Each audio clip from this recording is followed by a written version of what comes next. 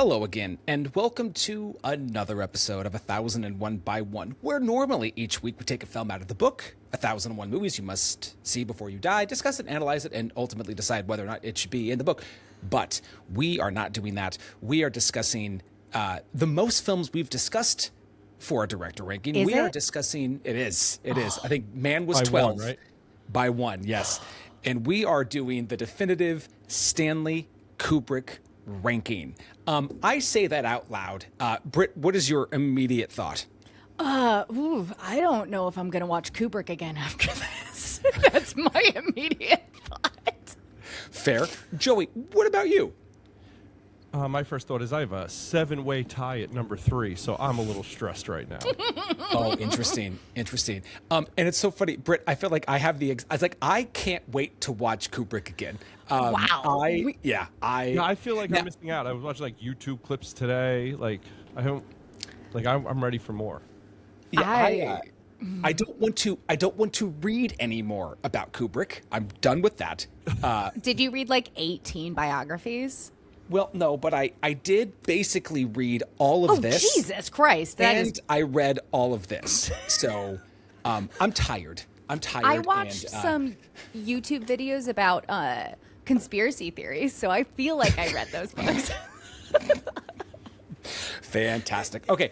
So we're just going to dip into it. And I'll make sure I'm going to hit some stuff. People will know what we're talking about, but I'm going to give you a little bit of a brief Kubrick history. If there's anything interesting about his life you want to throw out there, please do. But I'm just going to read through this. So Stanley Kubrick was born on July 26, 1928 at the Lying In Hospital in Manhattan to Jacques or Jack and Gertrude Kubrick.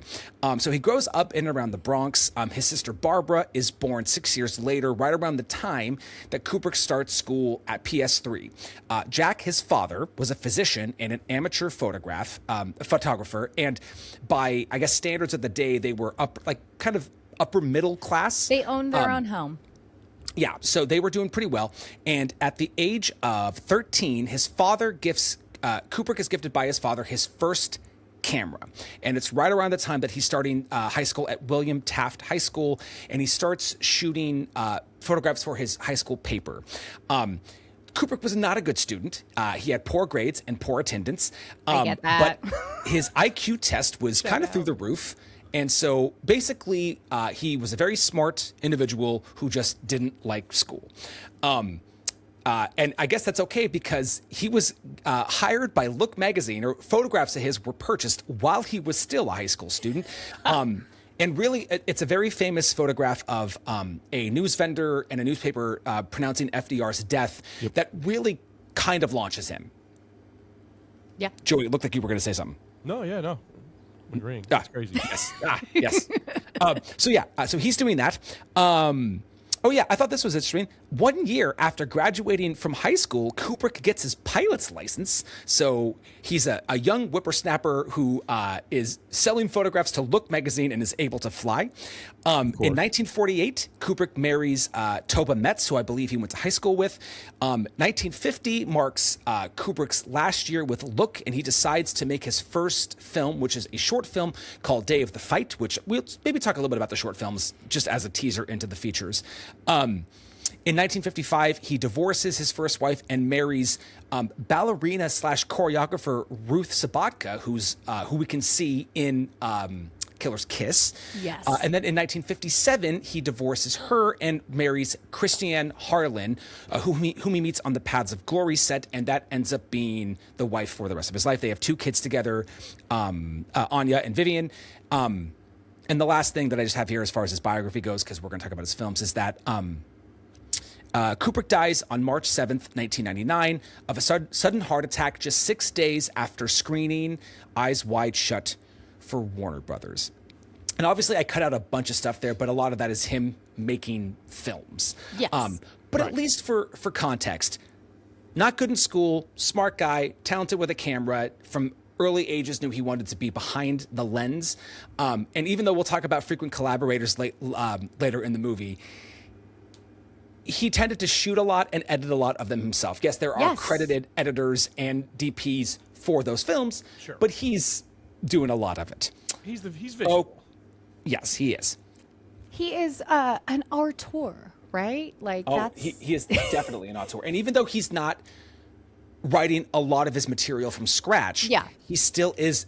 He is adapting them, sometimes by himself, sometimes with help. But adaptation is basically like it is yes, it's a totally different beast creating your own story and adapting something, but it is incredibly difficult to adapt a pre-existing story into something that is palatable on the screen. Like that's its own beast. Like Sure. yeah, no, it's a feat. and especially when you look at the source material that he chose and how much he changed it. I mean, how much he willingly changed from the source material. It is kind of a creative act because it's not Stephen King's The Shining, it's Stanley Kubrick's The Shining, right? It's Yes, Stanley Kubrick's as Full Metal Jacket. Yeah. As it should be, Exactly. you know. Exactly. Okay, so I have a couple of guessing games. Ooh. Joey over there at Best Picture Cast, you tend to do the Psalm questions. I have some Psalm questions Yes. for the two of you. Amazing. Okay, so some of these, the first few are going to be maybe easier. Who knows? I don't know if they're easy or not. Of Kubrick's 13 films, how many are on the IMDb Top 250? Oh, fuck. 7. 6. The answer is 7. Ah, bitch. I will read them really quick here.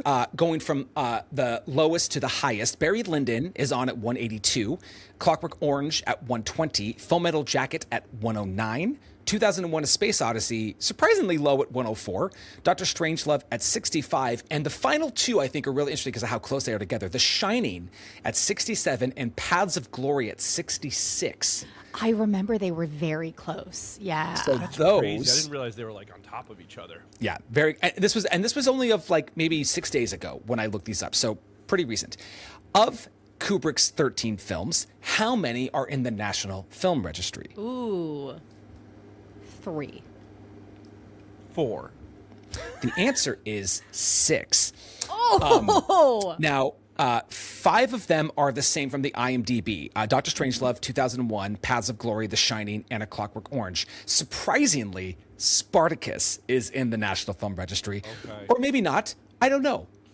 I think it's a surprise, but that is what it I'm is. not surprising, personally, I but actually okay. thought Clockwork Orange was British, and that's why it wasn't there. So I was trying to think what counted as British versus American. Yeah.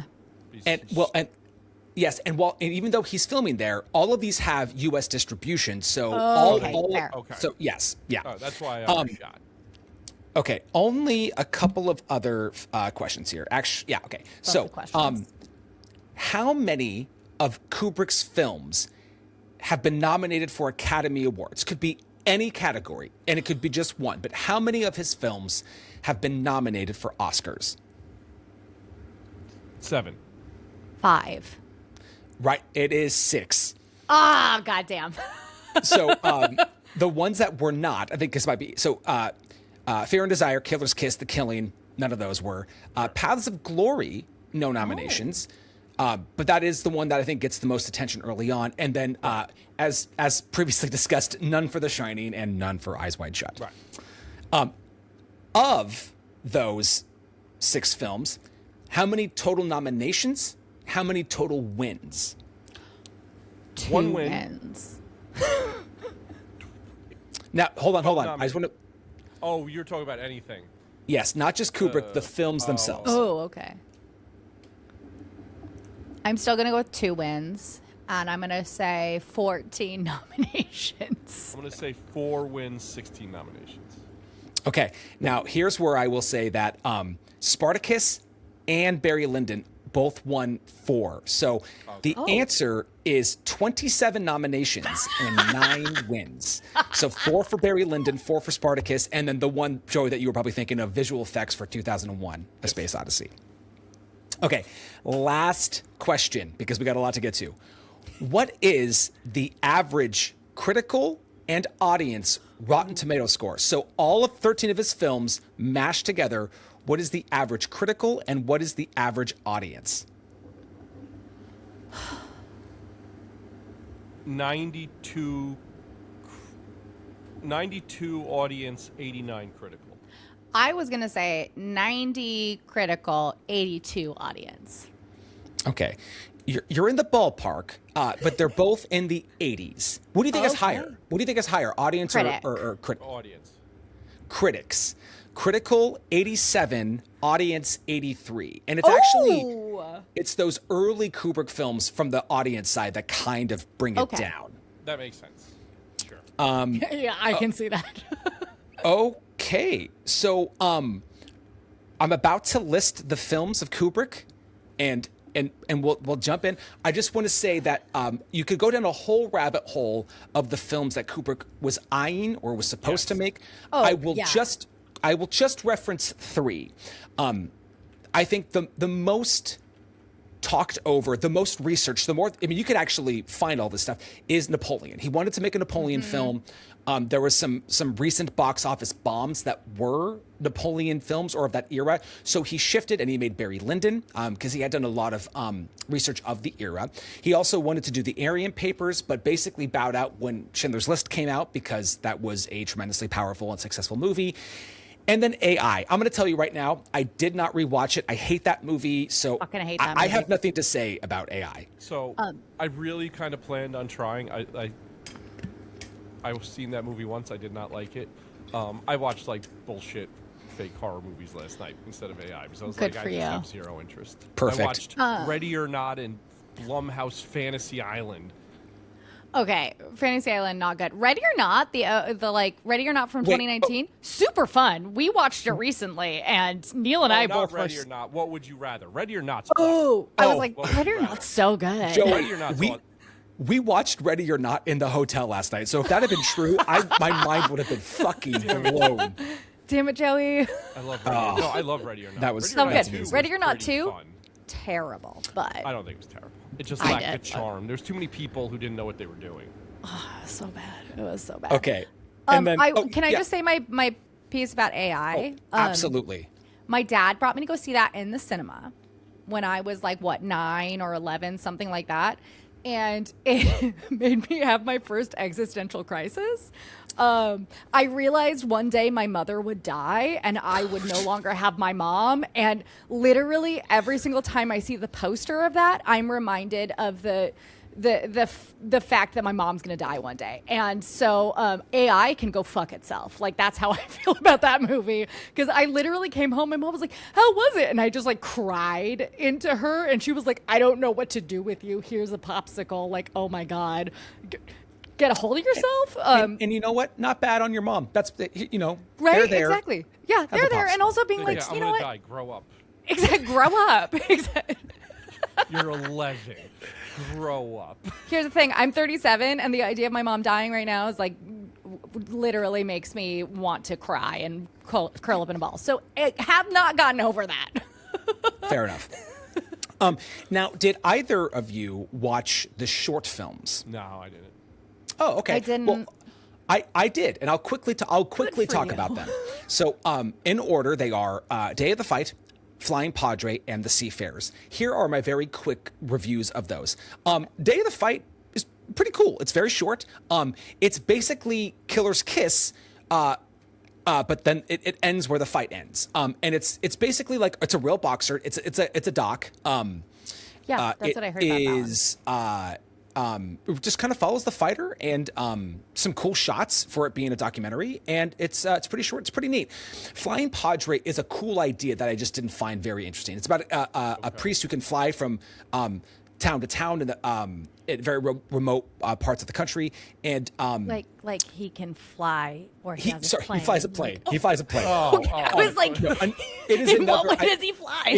It is another. These are all docs, by the way. These are all okay, documentaries. okay. I was like, So he the Flying levitates? Padre, it's basically like it's a really cool idea about a priest who, back when like travel was probably harder, has his own plane and can go from place to place. I think there's like a cool narrative feature in there. I didn't think it was that cool. And then The Seafarers is basically just like a 30-minute infomercial about why you should join like the Seamen's Merchant Marines and the Union.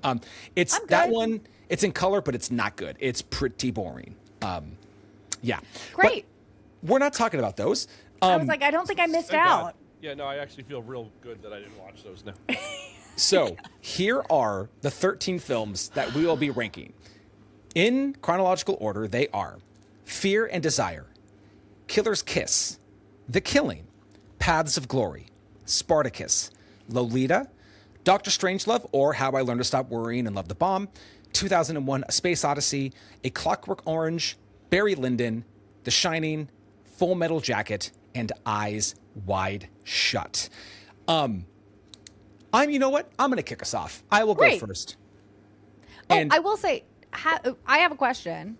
Yes. Had you all watched most of Kubrick's films before this? Because I had only seen 6. Like, gonna be honest, I had kind of avoided Kubrick before now. Not because, well, just because I'm a little brat and didn't want to. So I just was like, everyone likes him, I'm not gonna watch it. But I'd only seen 6 movies, so I had quite the feat starting this deep dive. What about you guys? Everything was a rewatch. Okay. Yeah. The one that took me the longest to see was The Killing. For whatever reason, that one took the longest. That was the most recent. I saw that since we started this. Okay. Yeah. But no, I had seen all these before. Yes. Okay. Yeah, I had not. So this was, and I will say, That's fun. usually I start this like a week before the podcast because I like things to be fresh in my mind. I started it 2 months ago. And that was too long, is what I've discovered for myself, because I had to rewatch a bunch of them this week. And I was like, God damn it. I've already watched this movie and I have to rewatch it again, even though I didn't necessarily like it. Or maybe I did, but because I want to have like a fresh opinion on it. So I've rewatched half of these films within the last 5 days. So before we put it off, the way I like 13 of these movies. I think 11 are very good. I think like 7 or 8 are great. And I know like we're going to talk about how many belong in the book at the end, but like I think 7 or 8 of these are great. But like I enjoyed this thoroughly. I have my demarcation point, and it's close to you. And I'll when we get to the movie the first movie that I think should be in the book, I will definitely say. Yeah, me too. You know what? I'll also definitely say when my first movie that should be in the book shows up. Okay, I feel like we'll be waiting a while, but that's okay. All right, here we go. Let's just get to it. It's The Shining, and that's it. I don't think we're far from that. So my number 13 is Killer's Kiss. Britt, what is your 13? My number 13 is Fear and Desire. My number 13 and Joey? is also Fear and Desire. Okay. My number 12 is Spartacus. Britt, what is your 12? My number 12 is Killer's Kiss. Joey, what's your 12? My number 12 is Lolita. Hell yeah. My film. My number 11, and it's the first film that we will be discussing, is Fear and Desire. Also Kubrick's first movie. So you two were the lowest. So what are some of your initial thoughts there? Yeah, I mean, visually, there's some good shots in there. There's the Kubrick's eye as a photographer is in there. I think it's just uninteresting and shallow and not that much, and it just kind of goes through. When they kind of grabbed the girl, that was the only time I was somewhat awake into it. I just think it was. I mean, even he kind of separated himself from it. Like I think if he was participating in this, he would have just asked us to rank 12 movies. Agreed. Well, maybe 11.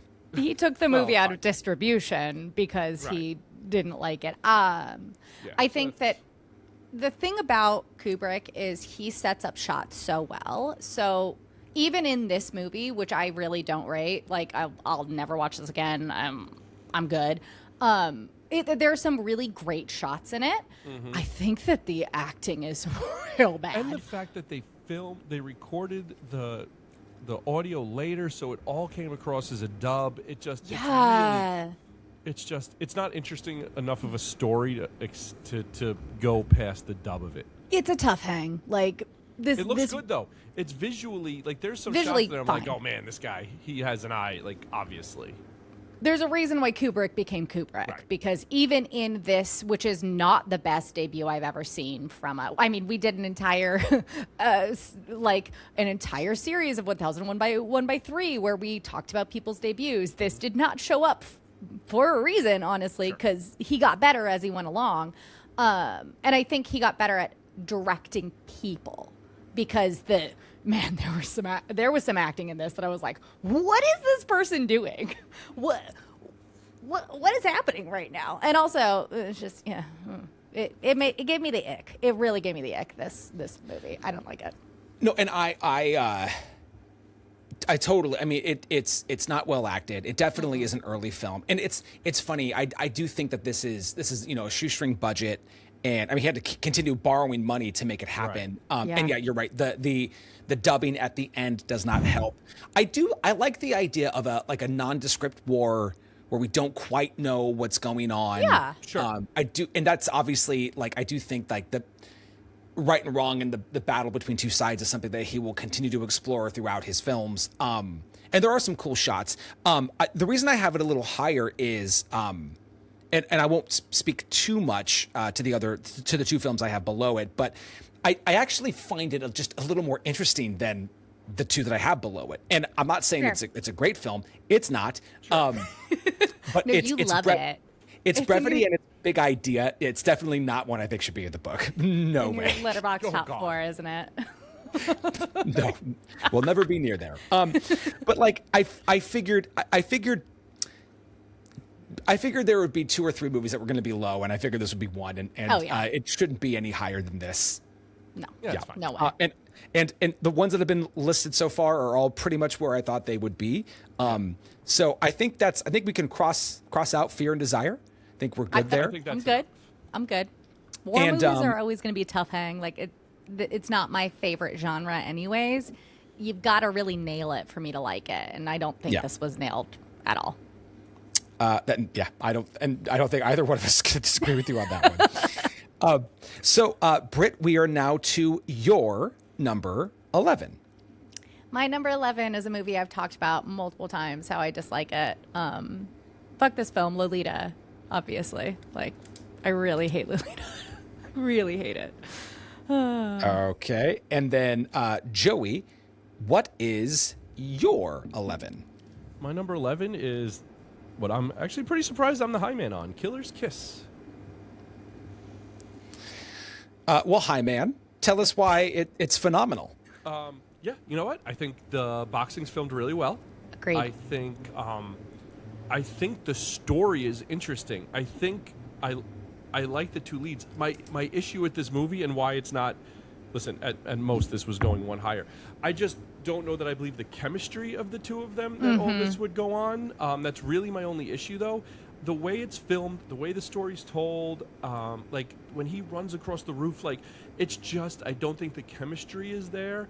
Him waiting in Grand Central at the end, I really love. I was kind of in on this movie, and if the chemistry was a little bit better, it would have moved up one. I agree. I liked the lead. I thought he was really interesting. He's built well. He's built like a boxer. Right. Yeah, absolutely. Totally believed him as a boxer. And I think maybe some of this was direction, because I'm not sure that I think Stanley Kubrick is particularly good at directing women. I wasn't fully sold on her performance in this one, which I think you need to be in with her in order to really be in on this film. I thought it was shot really well. The mannequin fight at the end, awesome. That was holy wild. shit. That was so great. The amount of times they talked about Seattle cracked me up. I was like, we're going to work on a farm in Seattle. Which was very funny. Just hilarious. Horrible train from New York to Seattle. Yeah, my God. But yeah, I think that... Yeah. it would be awful. But I just, it didn't quite make it there for me. I will say, loved all of the ballet. That is why it was above Fear and Desire for me, because I was like, oh, there's a ballerina, perfect. And this just, it felt like it was framed like a movie, so it was easier to go. This had a lot where I was really bought in on it, and starting with him in the train terminal and then ending that way. I like the bookends. It's just, when the chemistry doesn't hit, it's hard to put it beyond. It's funny. I found So, and one thing that we can say about Kubrick is that I think he really has found himself working within different genres as he goes through his career. Absolutely. So obviously, like he's and this and The Killing, he's definitely playing in noir. This one, I felt like I could see it was so full of tropes, and it was really hard. And like, so the bookends, like I get it, the narration. I wasn't the ballet felt. I mean, I didn't mind the ballet, but it felt so like, how did we get here? Totally so agree with that. But I was so happy it was there. Yeah, no, reasonable point that I was just bought in on. Me too. I was like, great ballerina. And I think the reason why, and I'll stick with Fear and Desire for a second. The reason I have that higher is just I don't know. I appreciate the chutzpah of Fear and Desire, like the just like getting out there and doing it. It does feel like a film. You're totally right, but in that same way, it feels like a fairly generic noir. Yes, absolutely. Yeah, so that's just kind of where I have it at 11. So it's not like I'm defending this. But this is where I think the movies are very good. Like, I think this is very good. It's flawed. And it's at the low end of very good, but it's there. I will say I'm never going to watch this movie again, but I am glad I watched it. You know what? I was actually thinking, it made me think of Raging Bull, and then it made me think of how I don't really like Raging Bull, and then I was like, oh, is Raging Bull this movie's fault? So it was a whole thing. I had No, I've read quite a bit about how Raging Bull kind of like used Killer's Kiss to become what it was, what it is. The visuals you see. Yeah, for sure. So, and I also don't like Raging Bull, so I get that. Well, I'm also on the record about not liking that movie too. So I do know that. All right. Okay. So my number 10, and here we're talking about our third one, and I am the high one on Lolita. Lolita is my number 10. You would be creep. I will tell you, for me it's the performances that really elevated above these other films. When Peter Sellers and James Mason are in a scene together, it is lights out stuff. So good. To be completely honest, if it wasn't for Peter Sellers, this movie would have been 13 for me. I could have this lower. Yeah. Funny. And I like James Mason with Peter Sellers. I don't like James Mason outside of Peter Sellers. Like that first scene when it's the two of them, and he goes to like the mansion and they're fighting, and James Mason's going after him. I'm like, all right, this is gonna be awesome. And then the rest of the time, I'm like, what'd they do? They forgot to make something entertaining. I think the story is real. Obviously, the story is very problematic, and there's nothing wrong with telling a problematic story. Sure, Godspeed. Godspeed. Things should be told. We shouldn't hide things. We shouldn't be... things are allowed to be told on the screen, right? But this is one of those movies, and this is something that I have an issue with Kubrick in general. Like, I don't know what Kubrick wants me to feel while I'm watching this film. Is this an unreliable narrator? Is this not? Like, what are we doing with Humbert? Like, what's going on here? I don't understand what Kubrick wants me to feel with this movie, and that's why I get so angry when I'm watching it. Like, I want him to take a stand about something, and he refuses to. And that's why this movie is just like, ugh. I don't need to ever see it again. I don't need to read the book. I don't like the book either. I think the book is trash too. But that's not this. Anyways, that's my piece. You know what it is? I think it was just kind of like a weird. They turned something that could have been problematic but interesting into just like a weird dude, a weird, lonely, sad boy on a road trip. Yeah, and it with an actual 14-year-old. Yeah, and Shelley Winters, is that her first name? Shelley? Yes, the mother. Yeah, Shelley Winters, who I think is a good actress. I think was just bizarre here. Like, I never really felt like her energy was. And like, I know what she was going for, but it never felt right. And the weirdo friend, like, nothing landed anywhere when Peter Sellers wasn't on the screen. So I went back and re-listened because we did do Lolita, Ian and I, as an episode of the pod, and I was very anti Shelley Winters. I definitely when she discovers the diary, she's big. you'll never see that brat again. And then she runs out, and then she gets hit by a car. But and then he takes a bath. Like, what else would he do? But after reading numerous accounts about Kubrick trying to get non-realistic performances, like big takes, big swings, watching this movie again, I found all of it, and Britt, I don't know if this is a point of view, but I found everybody really funny. I found Humbert funny because he was so pathetic. He's just so pathetic. Peter Sellers is funny because he's funny, and like Shelley Winters is just trying so hard. And like when like she brings him back after the dance, and she's like basically without saying, she's like, I would like to fuck you right now, and like, then so bad. It's my God. And then her daughter shows up. She's like, "What are you doing here?" And she's in. Oh God. Okay. I was just gonna ask Joey, where does Humbert end up on your loser scale? Yeah, he's a tough hang. I mean, his parents doomed him with one of just all-time heinous names. Like, just doesn't even. Listen. We're in a time now where there's pedophiles in power, right? Like, if you're going to be a pedophile, at least hide it and hook up with the mom first. Like, at least have a beard. Well, and like at the end of the movie, when like he's crying when he leaves her, like I find all of that really funny. I'm like, you are a genuine schmuck. It's funny, just not in the way the movie wants it to be. Yeah, exactly. I don't think there's any intention behind that. I don't think that Kubrick was like, I'm gonna make this loser super funny for people. Like I really don't. And that's my biggest issue with this movie. Like if you're going to make a movie about a man who's in love with a 14-year-old, give us a purpose for this film. And I just feel like there isn't. Ugh. It just skeeves me out. I don't like it. No, you're that's totally fair. I mean, there really isn't a clear objective. And the movie is way longer than it needs to be. It is so absurdly long. It's so long.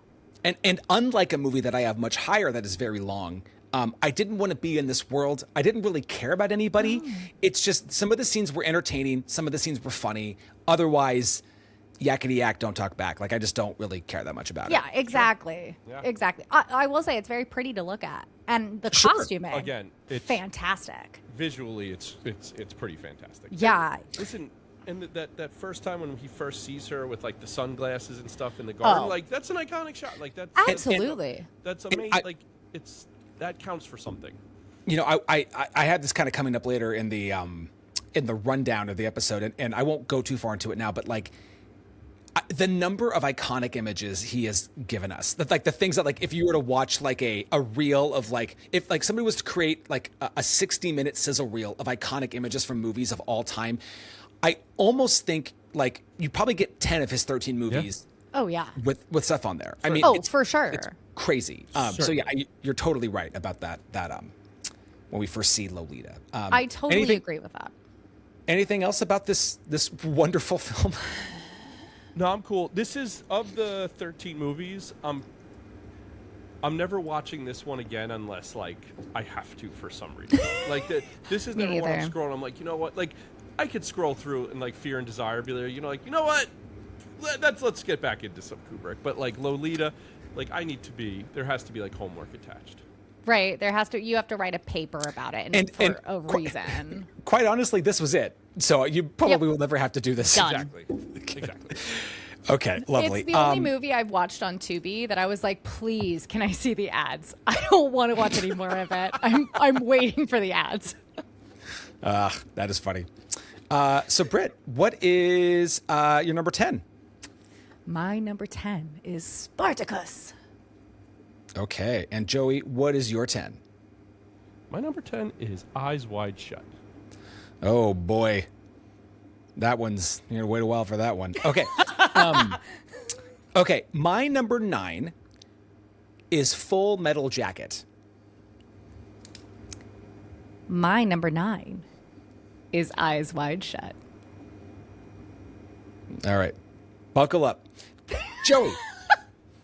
My number 9 is The Killing. This is wild, you guys. We've talked about like 3 films. We're gonna get to the next chunk when we talked about 5, but we're not there yet. My number 8, and I do have the feeling this is going to be high on one of your list, is Paths of Glory. My number 8 is Full Metal Jacket. My number 8, and this is where from this point forward, where I think everything here should be in the book.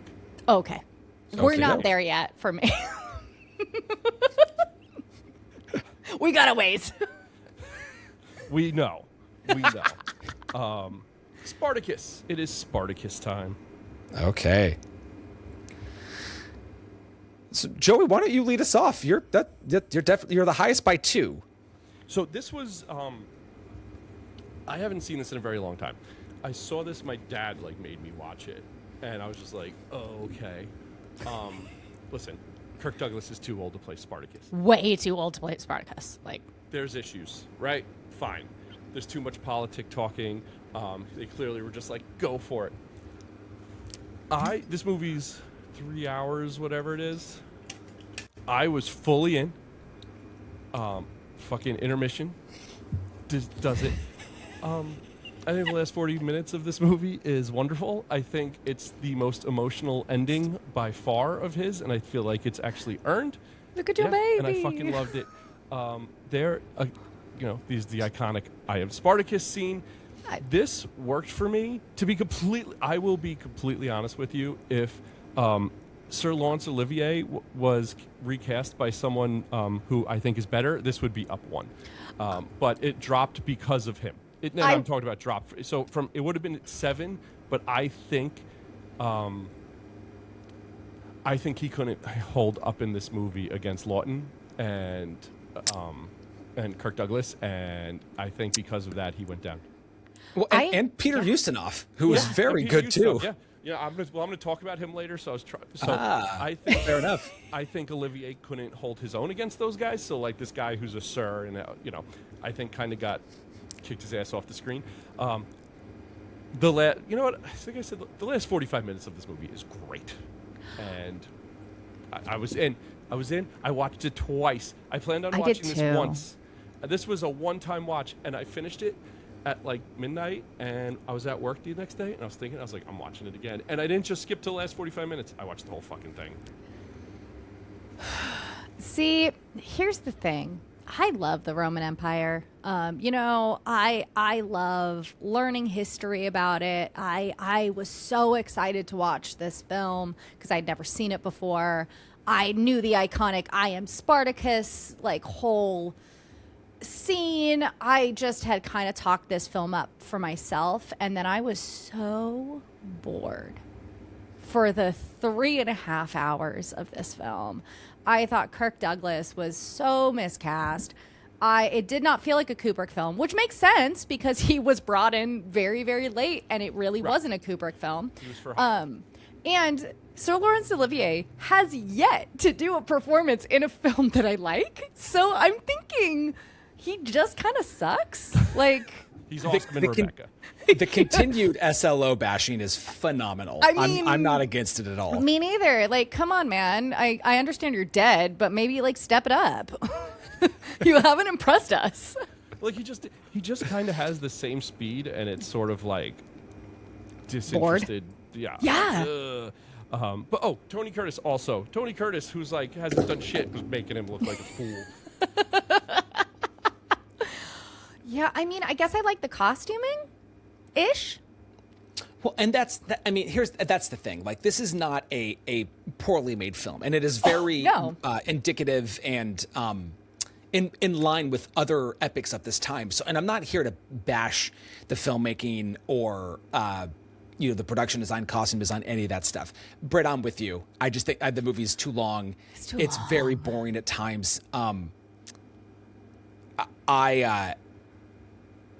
And it sucks because I just feel like and maybe just because we're talking about Kubrick, and a lot of his films are open to interpretation, and there's multiple layers of what things can mean. This is basically this is what it is. Sure. So not only is it 3.5 hours, but it's 3.5 hours of message, theme, That's what it is. And I can do that in like smaller chunks, but 3.5 hours is kind of a lot. But it also kind of feels like they put it together and this was their first edit of it and they went, yeah, it's fine, and let it go. Like nobody went through and was like, maybe we need to tighten it up a little bit. Maybe we need to clean it up. It was just like first edit, out the door. We don't care anymore. That's kind of how it feels. Like just, yeah, no, this is one of the ones because I rewatched about 3 of the films for this. And this is one of the ones that I had to rewatch. I actually rewatched it today, and I was like, "Oh my god, it's tough to get through." I started it at. To rewatch it today. You can do it after this, Joey. Rewatch it after. Get some sleep. Don't do that. No, he's gonna stay up and watch it and be like, "Yeah, it's so good." No, I had to return to the library. So. Oh, fair. Oh, I did have to rent it this morning. It was free on one of my services previously, and then today it wasn't. And I was like, I'm too tired to try to figure out where it's streaming. I got it from the library. Oh, there you go. Libraries forever. But yeah. Any other Spartacus thoughts? Listen, we all know that Roman slaves had high and tight haircuts. Period. Obviously. Yep. Obviously. They were all, I dug it. Against Laurence Olivier needs to figure his shit out. Yeah. Here's the thing. He held this movie would have been 7, and it would have jumped a pretty huge one. Okay, so here's the thing. How many Laurence Olivier movies have we now watched on the podcast? Like 3? So we've done for us, the 3 of us. So we've done Henry V. Yep. Wuthering Heights. Yes. And now this. Yeah. So, yeah. so if we had to rank them, what are our favorite? Between those 3 performances, what's your favorite? Like, and he's pretty. Okay. Rebecca's the only time I think he's good, but out of those 3, I'd have to say Wuthering Heights first. Same. This 2, Henry the whatever the fuck 3. Henry the Eighth, right? God damn it! You know it's the 5th. Don't do that. I think I agree. I agree. I got to be honest though. Like Wuthering Heights, I was looking through the long list. I mean, of every episode of the show I've done, and I go through and I go, we talked about that movie. We did. My sister was even on. Ones that we've done, and but like I forget that I've seen it. Yeah, like, which is not great. Bad it is. I tried so hard. It's a bad movie. Yeah, it's bad. So yeah, it is. There's only one good adaptation of Wuthering Heights, and it's the Japanese Margot version. Robbie. Yeah, no. Oh. We haven't even talked about that. I have such opinions about that film. I was rooting for Emerald Fennell, okay? I really was, and it was so bad. Anyways, we're not talking about that. We're talking about Spartacus. All right, number 7. Yes, my number 7. I am the second person to mention this movie, and it is The Killing. My number 7 is also The Killing. Hooray! I'm doing just some brief math here. So, Joey, why don't you start with The Killing? Yes, I'd Killing at number 9. Great racetrack heist movie. Like, what more? Super fun. I dig it. It's, all the kind of killer's kiss tropey noir he figures out and makes way more interesting in The Killing. And I like where he just makes you sit and watch horses run for a while. And then I really think everything at the airport at the end is very engaging. So, go ahead, Brett. Sorry. I was just going to say, this was the first one that I watched for this series of Stanley Kubrick, this episode, and I hated it the first time I watched it. I really did not like this movie at all. I was like, oh my God, this is so boring. And then I watched all the rest of Kubrick, and I was like, oh my God, I have like 3 films I need to rewatch because I watched them so long ago. So I watched this last night, and I was utterly charmed by this film last night for some reason. I was like, honestly, this movie is like slaps. It's great. Of all of the films that I watched in there are probably 2 other films I'll rewatch again. This one I'll rewatch again. I really enjoyed it. This last watch. I loved the performances. I particularly loved the lead lady in this movie. Yes. I thought she was just a banger, like all around. Also, she had great hair. Like I really enjoyed this one. Great mask, great heist mask. Great. Yes. Well, and I love, I personally, I love the disjointed narrative. I love going back and forth and seeing how things work. This is Kubrick's relationship to narration is interesting. But I like this, the noir-y narration, the omniscient third person narration. I really like. It's really fast.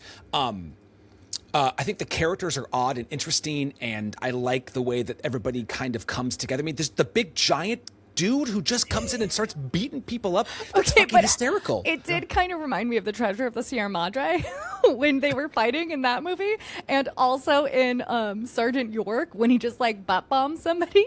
Like it did give me those vibes a little bit, but I still loved it. I was like, that is one hairy motherfucker. Like, oh my God. That's true. But I loved the fight. I thought the fight was great. And Britt, I think it's such an easy watch. I think, and I think given Kubrick's reputation, right, of making very heady, intelligent, deep thematic movies, this is just a heist movie, and it's very fun. And it's pretty. I really don't think there's a lot beneath the surface, and I kind of like that about it. Like, I don't have to think too hard. I can just enjoy it. The things that end, like I love the plans and payoffs. The two that I really like are the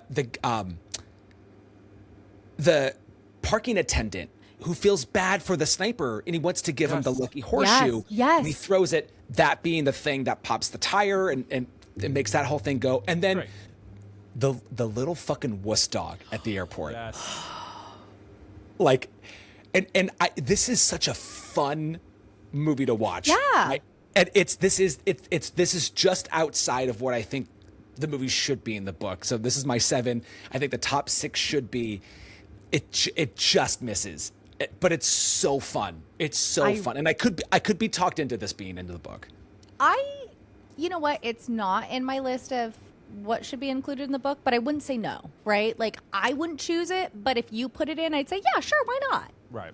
Fair, and I'll take that. Honestly, I'll take that. That's fair. I really like last night when I was watching this, and yes, I was like, I made myself like a vodka soda, sat down to watch some Stanley Kubrick in the evening, and I was like, you know what, this is really fun. I like this movie. Oh man, and like Sterling Hayden's complete like when he sees the money come out and just like yes, you can see the pain, the stoic pain on his face. And I really like. It's a great ensemble. Yeah, everybody's really fun. Everybody's good. Everybody's in the same film. Yes. It is so fun. The stakes are really, I think that Stanley Kubrick does a good job of like making the stakes feel real. So like I was like, oh, I'm kind of like worked up. I want to know what's going to happen. And again, the ending very much reminds me of The Treasure of the Sierra Madre. But I like this a lot more than that film. Yeah, this is better. This is better. Sorry, Mike. This is a better film. I bet Mike's high on The Killing. Oh, I feel like this is a movie that Mike would like. Yeah, it's better for than sure. Yeah. He's not going to like it more than Treasure of Sierra Madre. We know He that. should, because it's better. There's no little dance in this, so like, unfortunately, can't be that high. But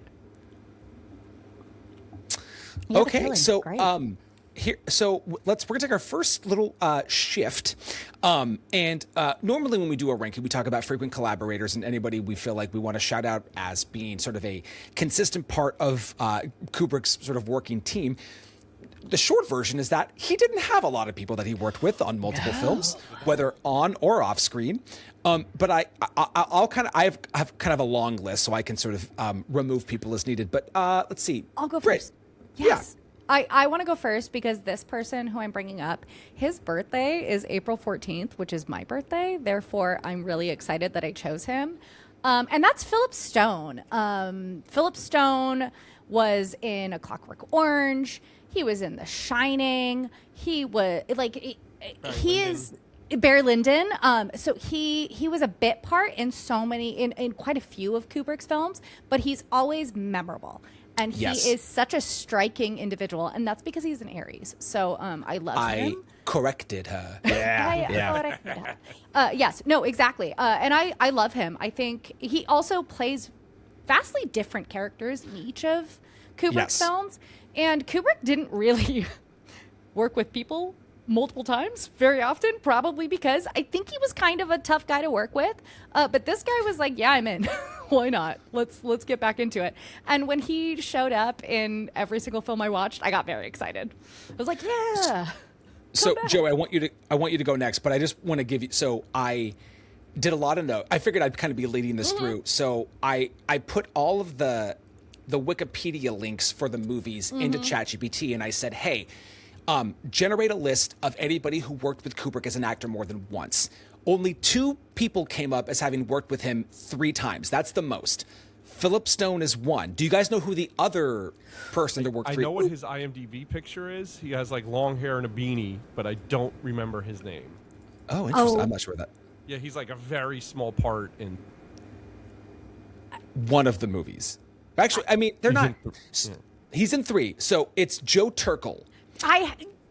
I took him off my list, so I couldn't remember. I was like, it's something. So yes, and so he's in The Killing, but I don't know as who. But he's in Paths of Glory. He's one of the 3 that gets put up to be executed, and he is the bartender. He is Lloyd. So Lloyd. Yeah. So good. Okay, Joey, what about you? The first one I have is John Alcott. His cinematographer for 2001. I had that too. Clockwork Orange, Barry Lyndon, and Shining. Yeah, that's, I think, of the people to say, it is him. And it sucks because I do think that despite Kubrick being a tough person to work with, those films are really spectacularly shot. And for reasons we'll talk about later, I think what he was able to do with Barry Lyndon, and yes, that's a lot of Kubrick pestering NASA, which is interesting. But like getting some of those shots is pretty incredible, and I think that's worthy of. Kubrick is such a visual guy, being a photographer, and then being able to work with him as the visual of the movie. Like, it must have been stressful, but to do those 4 movies together is pretty fantastic. Agreed. Yeah. God, and what iconic films. Yeah, absolutely. I think the only other person I think in front of the screen that I think I would say, only because it's Peter Sellers. And granted, I don't know what he would have done in any of the films after Doctor Strangelove. I don't know what movie or role makes sense. And obviously, he was a pretty big name, so I don't think he's playing Lloyd the bartender in The Shining. Right. That would have been interesting, though. But like, it would have been cool to see him do another, like a smaller part in one of those movies. But Doctor Strangelove alone, I think just the range of performances and what he's able to do, wanted to just shout him out. Oh, yeah. Yeah. Anybody else? I would say Christiane Kubrick, his wife. She, they met on the set of Paths of Glory, and then she was involved in most of his productions in one way or another. Her art showed up in a lot of his films, and I think that's like. Obviously, I mean, again, Kubrick was a tough hang, and she hung around with him for quite a while. So obviously, she had a good influence on him. And I think that she's an important person to talk about when it comes to Kubrick, because she was a part of this whole world. Well, yeah, and like the Kubrick family, like once he permanently relocates to England, and so much like of the editing and post-production happening at the compound. I mean, his family was around all the time, and it wasn't like he was like, "Shoo, get away from me." I mean, they were there. They were there while he was doing all this stuff, which involved. Is so. Yeah, I think not just for the like the on-set contributions, but just kind of a constant presence in and around all of the filmmaking. Joey, what about you? Anybody else you want to shout out? No, I think we got all the ones. Like Sterling Hayden, we talked about already. He's in Killing and Strangelove, and he's someone when like he was almost in like 2 or 3 more, and it's always interesting to think about that because he has a really good presence. Yeah, I agree. I think the last person I'll say is James Harris, who is an early producing partner of Kubrick. And actually, I think if you like watch Fear and Desire and Killers, because it's like a Kubrick Harris production. And so as far now, Harris isn't really that overtly involved in the productions. Once, Spartacus, Paths of Glory, I think Kubrick is now becoming a name. But, the fact that he was there at the early days, saw something, had faith, and, you always need somebody who you can bounce ideas off of and somebody who can get money. And I think having that, maybe without him, there is no Kubrick. Who knows? Totally. That totally makes sense. Especially at the beginning, you need somebody who is able to bankroll you. Yeah, yeah, absolutely. Can't just be your dad. Okay, so we're going to jump back into the list, and I believe we are up to Joey's 7. Yes, so my number 7 is A Clockwork Orange. Oh. Okay. My number 6, and this is the first film that I think should be in the book, and I am the first one to say it, and that is The Shining. Oh, this is such an interesting list. We have vastly different lists because my number 6, and I'm still not thinking anything should be in the book at this point, is Dr. Strangelove. Ooh, that's a kick to the dick right there. I'm just gonna put it out there. All right, time for our first break to reconvene. To decompress. All right, my number 6, and it is time for Full Metal Jacket. That is high. Yeah, so before I did these, I did kind of like a preliminary loose list of where I thought everything would kind of be. And this took the biggest jump because I always loved the first part and we're just kind of like okay with the second part. And I was I had a lot more interest in the second part this time. The kind of thinking, Kubrick all about symmetry and the symmetry of Pyle and Animal Mother at the end. Like, it just got me a lot differently this time, where I felt like it was more of a full movie than two separate movies kind of put together with the same characters, which is kind of always how I had felt about it in the past. Whereas this was a first-time watch for me. Interesting. Okay. Yeah, no, wow. I just had never gotten around to it. And I love the first half of this film. I think that the first half of this film is pretty incredible. And as soon as everything happens with Pyle and it goes to the next part, and I'm sure that this is the point, I felt nothing. And the remainder of the film was just kind of like blah for me because of that, because the emotional height is a third of the way through the movie. Right. And again, I'm sure that is on purpose, but it didn't work for me. And Britt, this being a first time watch, I feel like you're jumping into what has been a decades long debate about Full Metal Jacket. That it's a tale of two halves. Yeah. And the first part of the movie, I think, is an impeccable look into what it is like to be a Marine recruit. And it's really funny. Without even thinking about it, I randomly watched An Officer and a Gentleman like 2 weeks before I watched this, which is also about recruiting. And the Louis Gossett Jr. character is very much based on an R. Lee Ermey-esque, except for it's so scripted and it feels so melodramatic. Whereas here, it's just like, this guy is like the worst. And the continued destruction of Pyle as we go through is just heartbreaking. Vincent D'Onofrio's performance is one of the best I've seen. Oh, it's unbelievable. And it's absolutely unbelievable. And so I was so involved with that story. And when it is cut short, I kind of just checked out. It's in a similar way. I remember Neil telling me when he watched The Hurt Locker at the beginning, like spoilers for The Hurt Locker, the beginning when the bomb goes off and the lead character, who you think is going to be the lead, dies. He was like, I felt nothing for the rest of the movie because they just like, it was too much at the beginning. That's how I felt in this. I was like, I can't feel anything more because I've already given so much to this character and this character is now gone. So I'm supposed to follow Joker now? I don't care about Joker. And that's just how I felt throughout this film. I really wanted to love this, and I just didn't. I really didn't.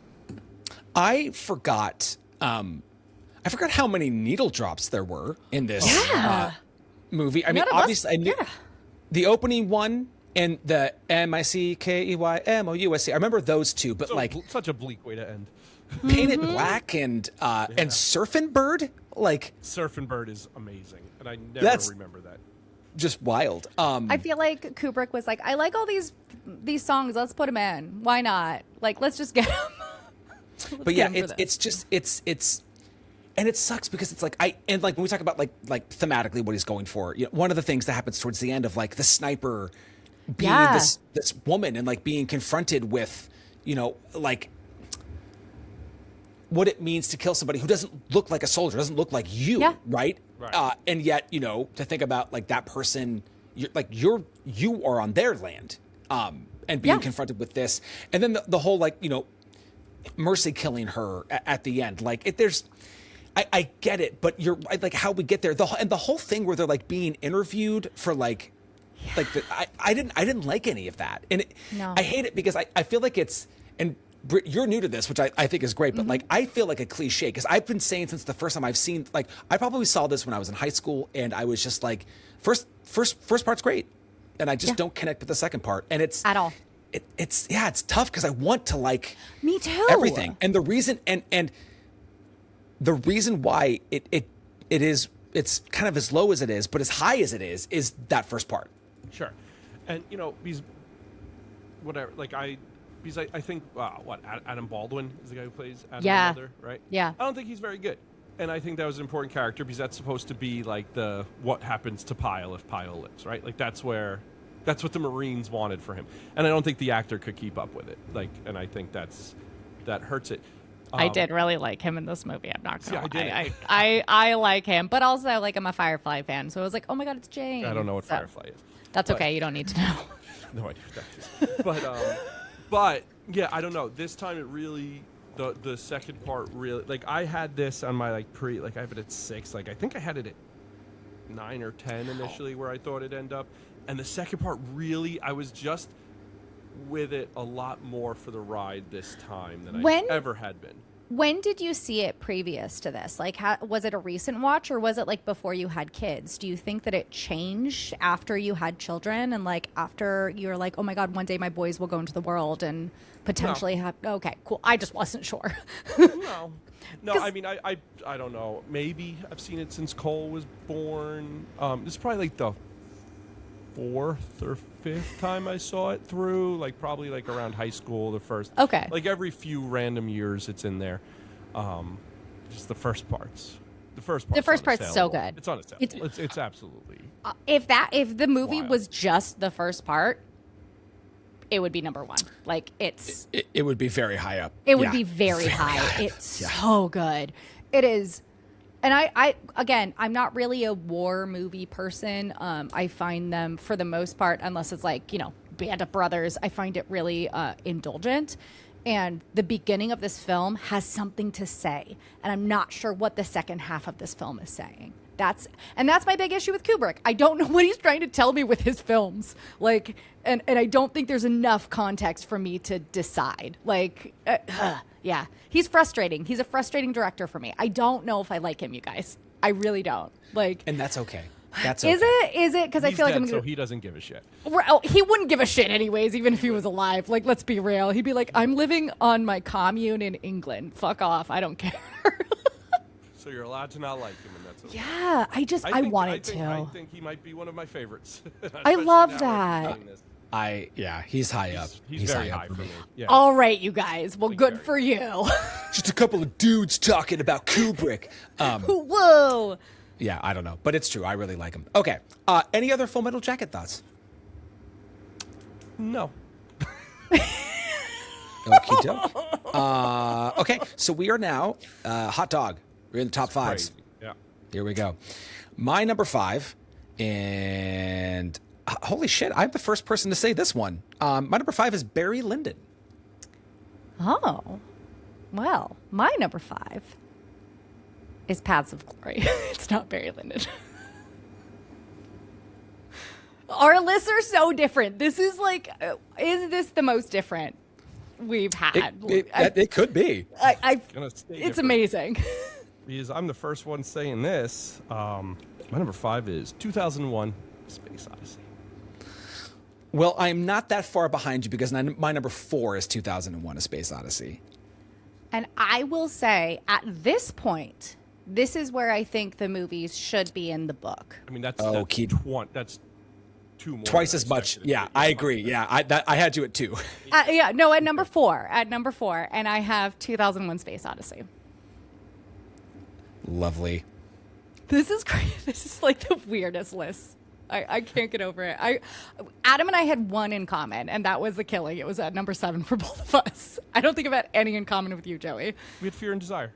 Oh, we did. Yeah. Yep. Because we were correct. Adam was not. That's fine.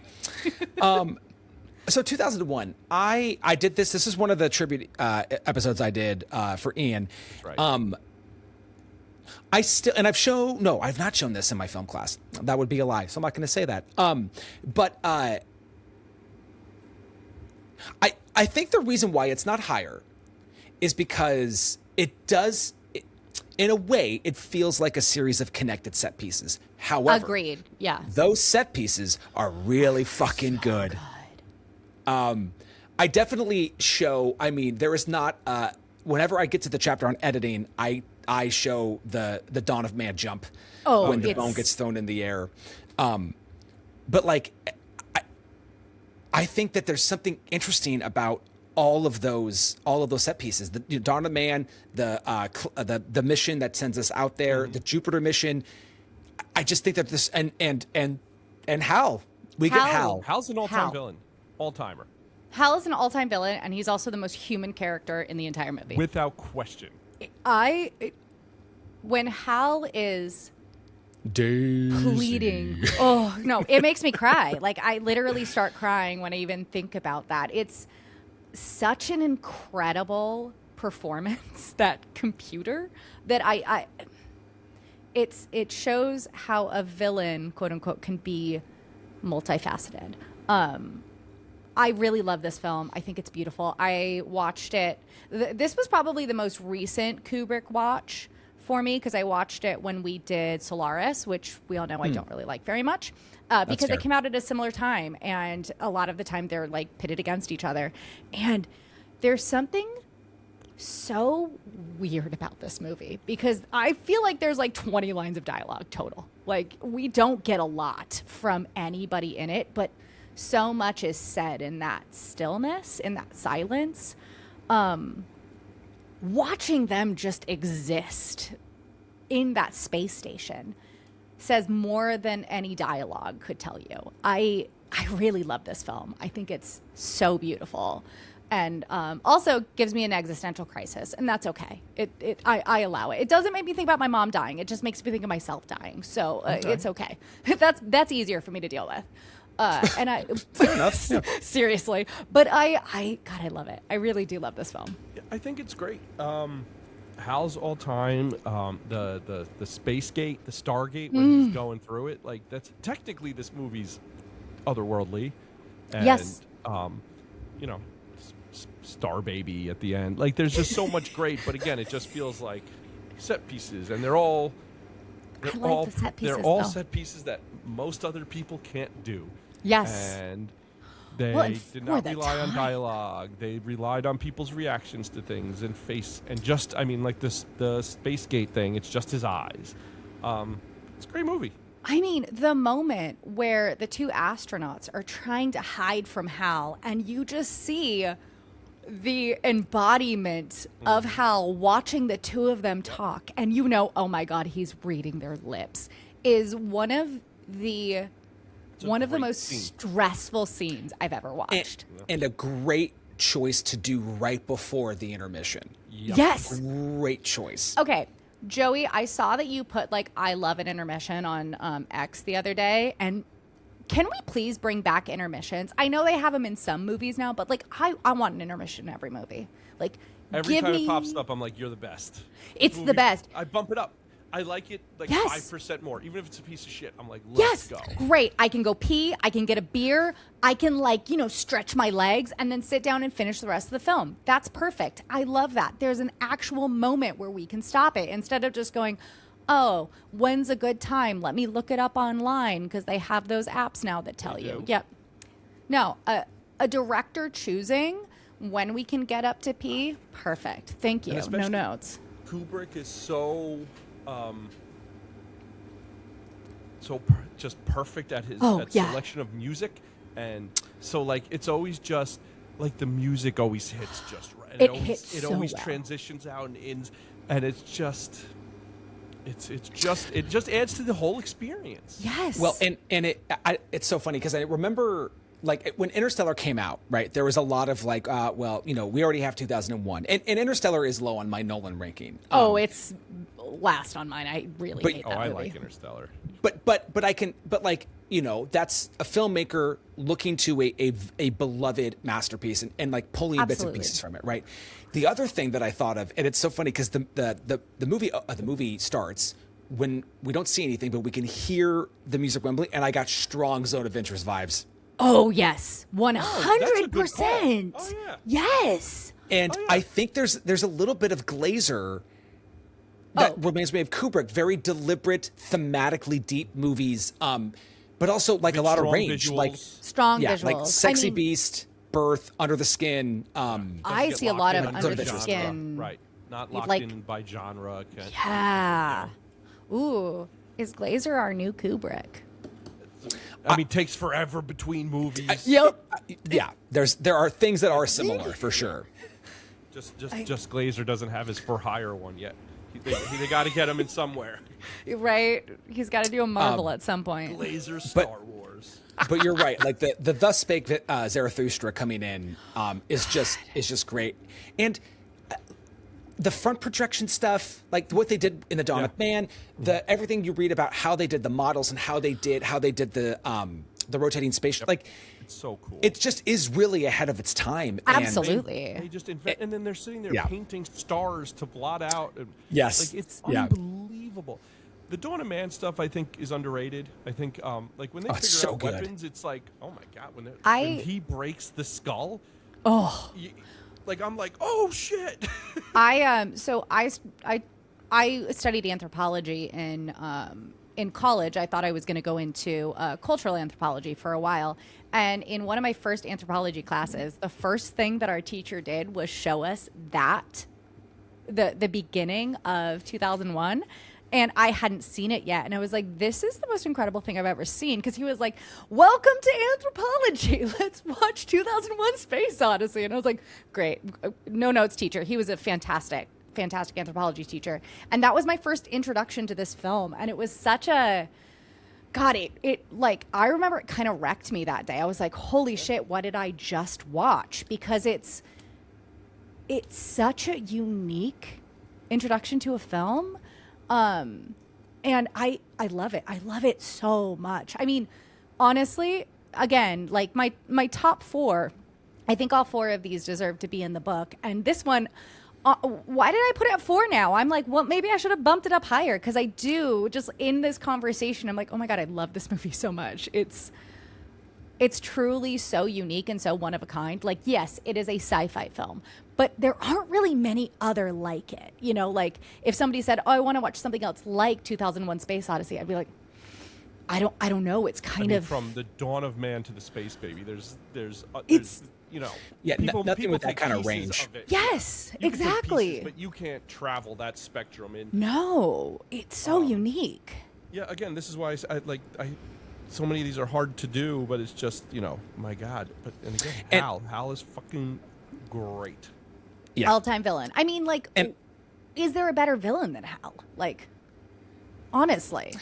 Well, I think everybody, like, you know, what floats your boat, right? Like Hal is so different than like a Hans Gruber, which is wildly different. Sure. But I think in terms of like, not even seeing lips move, the light doesn't even like pulse. It's just a red light. Yep. It's just a red light, and the calmest voice, like recorded, like it's, and the fact that it can be that menacing is pretty good.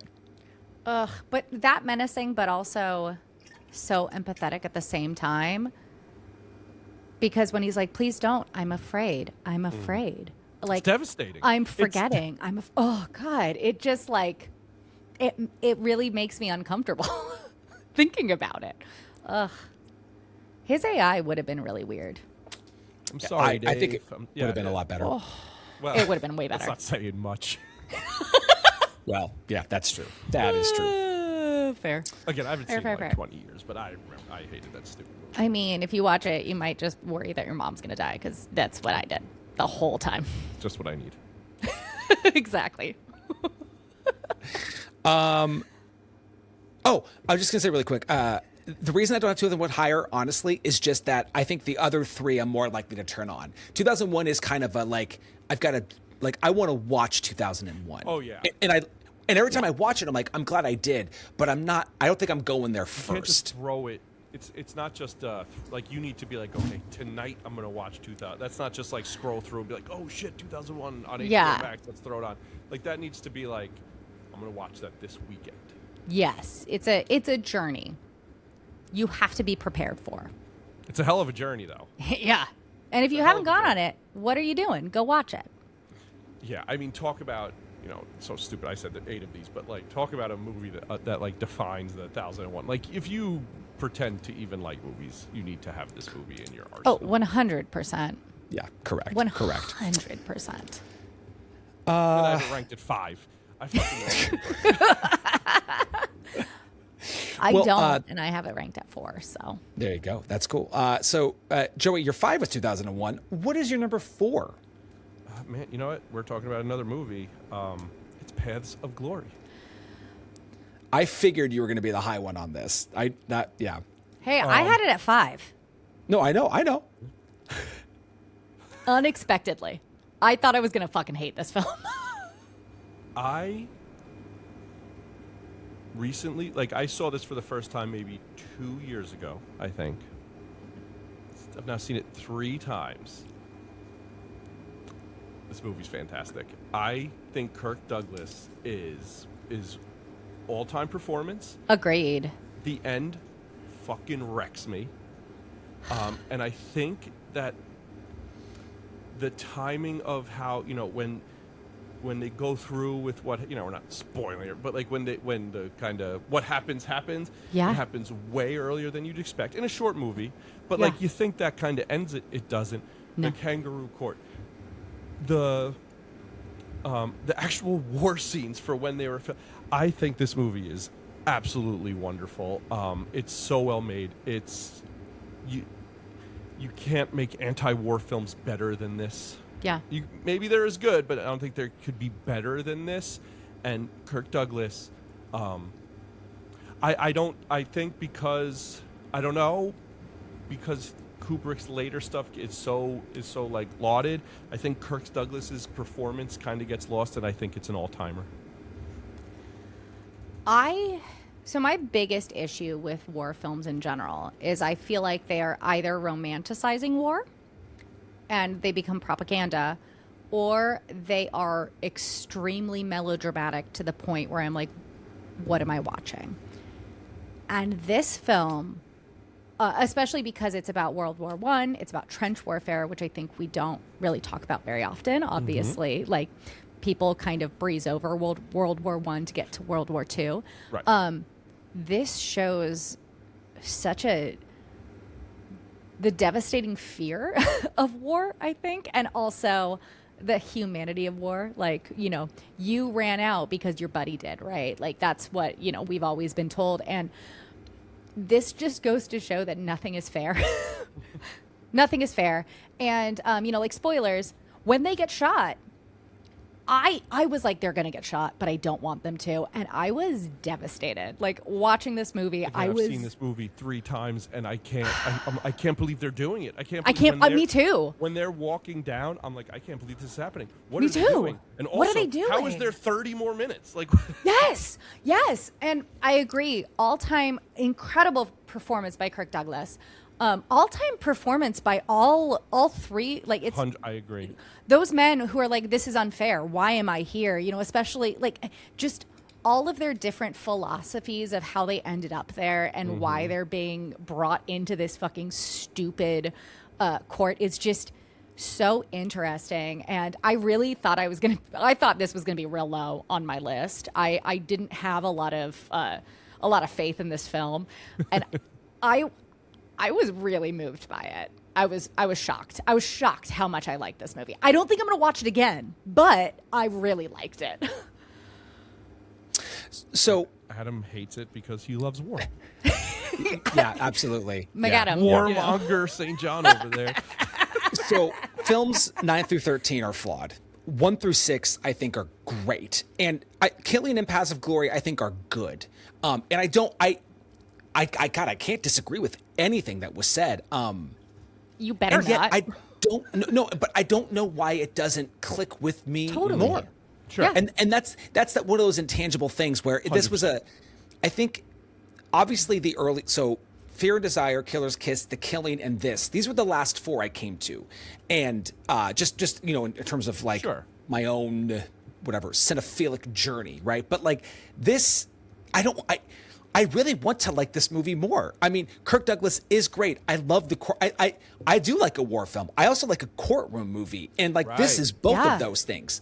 And the walking them down is.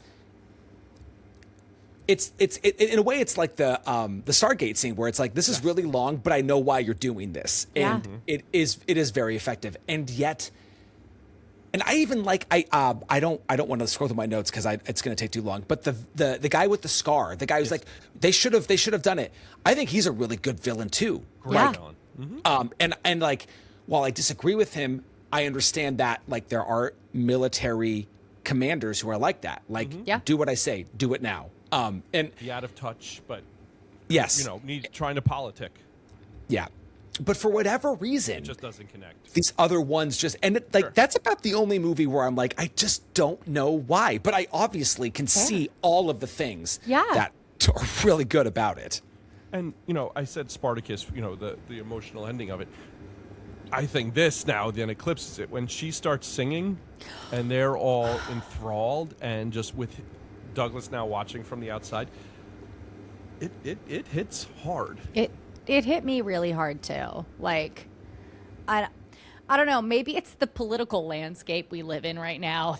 Shit's really fucked up. We all know that. I think Kirk Douglas's performance is so subtle. It's so subtle in this film, but it's so layered. You can tell he has so much going on beneath the surface. He is really struggling. He also plays frustrated but can't show it. Really great. Like, you feel his frustration, but he has to then control it because he's smart enough to know what happens if he blows up. Yeah, exactly. Well, I think the priest is very good when he first meets with the three. I think everybody's really good. So I mean, that's me too. And I really like Kirk Douglas's character. It's one of those things where he questions the mission, but ultimately still goes through with it because he's not the complete opposite side either. It's like, let me ask these questions. Do we have reinforcements? How long do we have to hold the hill? But ultimately, when the time comes, he still blows the whistle and he still goes over. He does. Yes. And that's very important to this. Yes. Because if he doesn't do that, his restraint in the courtroom and his restraint after doesn't make sense. Yeah. But it's also interesting that, like, he does it. He goes up, he goes over, and nobody follows him. So that also is such a layer to his character, like Kirk Douglas's character of, like, why aren't your men following you? And, and I think that comes back out later on when, he gets accused of being, like, a political stepper-upper. Yep. And, how he's seen where now he feels like he's really going out of his way for there's just so much to this. I think there is. Britt, I completely get what you're saying with, like, I'm not watching this again. And at the same time, I think this is a movie that just really, really gets richer with the rewatches. But I think I also understand why it's a one and done. I also have changed my mind. 5 and up should be in the book, and I will include this to be in the book because this conversation has just reminded me why I love this movie. I really do. It's an important war movie. Yeah. Yeah. It's a lot. 100%. I think it's the best anti-war movie. Yeah, I agree. I really agree. And I think the fact that it's World War I is also, because most come out of Vietnam. Yep. So I think that's also important. Absolutely. I totally agree with that. Yeah. Which is such a fun pivot to my number 3, which is Eyes Wide Shut. Oh, goodness. Well, and Joey, you are the low one on it. Britt has it just one ahead of you. Yeah. So I think we should start with Britt, because Britt was not on the episode. Yeah. I really think that this is a film that is more fun to talk about than it is to watch. That's what I would say about Eyes Wide Shut. It's so interesting because there's so much intrigue in this film. It's about such an I did read the story. It's really good. The story it's based on is fantastic, and highly recommend it if you haven't read it. Like go find it. It's really good. But somehow for me, this doesn't work. This movie doesn't work at all. I do think Nicole Kidman, incredible. Like, yes, yeah, standout performance, no notes, amazing. I think Tom Cruise is pretty good. We're getting Digger this year, so we're gonna get weird Tom Cruise back, and I'm here for it. Yes. But this movie just doesn't work for me. I wish it did, especially because it's all about like sex magic and occultism and everything that I enjoy, and it just see. And I would respond: is it though? Is the movie about that? And it's not that it's not, but it isn't. And yeah, no, it's here's I didn't say this on the episode, but this is the weirdest, but like very okay. So when we did The Shining, yeah, and we talked about Dr. Sleep, and I said how like I really like the director's cut because as dark and fucked up as that movie is, I find the world fascinating and I want to see more of it. And as weird and fucked up as this movie is, the world it creates, I just find like if Tom Cruise ran into like 3 or 4 other people that night and it was 3 or 4 other things he had to deal with the next day, I'd be like, yeah, I'm in. And I don't know why, but I just find it so captivating. I think it's more interesting to talk about than it is to watch. I said on the episode, I enjoy going around with Cruise on these kind of adventures. Like, that's my favorite part of it. And then there's just other stuff. It just, it just doesn't, I don't know. Everything above it feels more complete. And that's why I have it at 10. I think, other front. And I think every 11 and on is really good. I just think it doesn't feel as complete as the rest. Yeah, it just doesn't do anything for me, and that's okay. And this, when this episode releases, that'll be the most recent one, and I'm very positive on it. So I don't need to like re-explain all the reasons why I like it. I just do. It probably is the strangest of the highest movies that I have, especially given where Paths of Glory is. I think like this guy's probably fucking insane, which is fair. That's totally exactly fair. What we think about you. What are you doing, you psycho? Watching fucking Eyes Wide Shut again, I guess. I guess. No, it's really funny because recently we went out with some friends. Our friend Ruben had he invited us all to a cinema to watch a movie. He wanted us to all watch Badlands, Terrence Malick, which was amazing and really fun. And he was asking what we were doing next. And I mentioned, we're going to do Eyes Wide Shut. This was before my, my allergy attack. And he was like, that's my favorite Kubrick film. And I was like, please explain why. Can you please explain why you love it so much? Boobs. Yep, boobs at that. Just boobs. Tits and thongs. Like come on. Paths of Glory does not have enough boobs. I just can't get behind it. Boobs and masks. No, he was like, I think that is such a layered film. And I wish I found it layered. I really, really do. But every single time, I've watched it like 3 times now, and I don't think I'm going to watch it again. And I'm surprised that, because I do like it a lot, but then as I was ranking it, I couldn't put it over other things. Yeah. I totally get it. Yeah. Totally get it. Yeah. Okay, and the sex is just not that interesting. Like, they could have made it more interesting, and it's just kind of like... I agree. I think that's... Yeah. You're doing, ritualistic stuff. Make it fun to watch. I'm sorry, but, they didn't. Listen, I agree, but that's okay. Cool. I still think it's a weird, trippy movie I like to watch. Okay, so we are at our last little break. And I don't know where I came up with this. I threw together a couple of things. So here's what I wanted us to do. I wanted us to say what our favorite lead performance in a Kubrick film was, our favorite supporting performance, and then wild card. And that could be anything.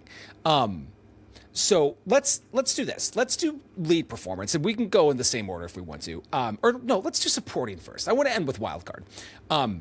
So for favorite supporting performance, I kind of have a tie, which is a cheat. Oh, good. Me too.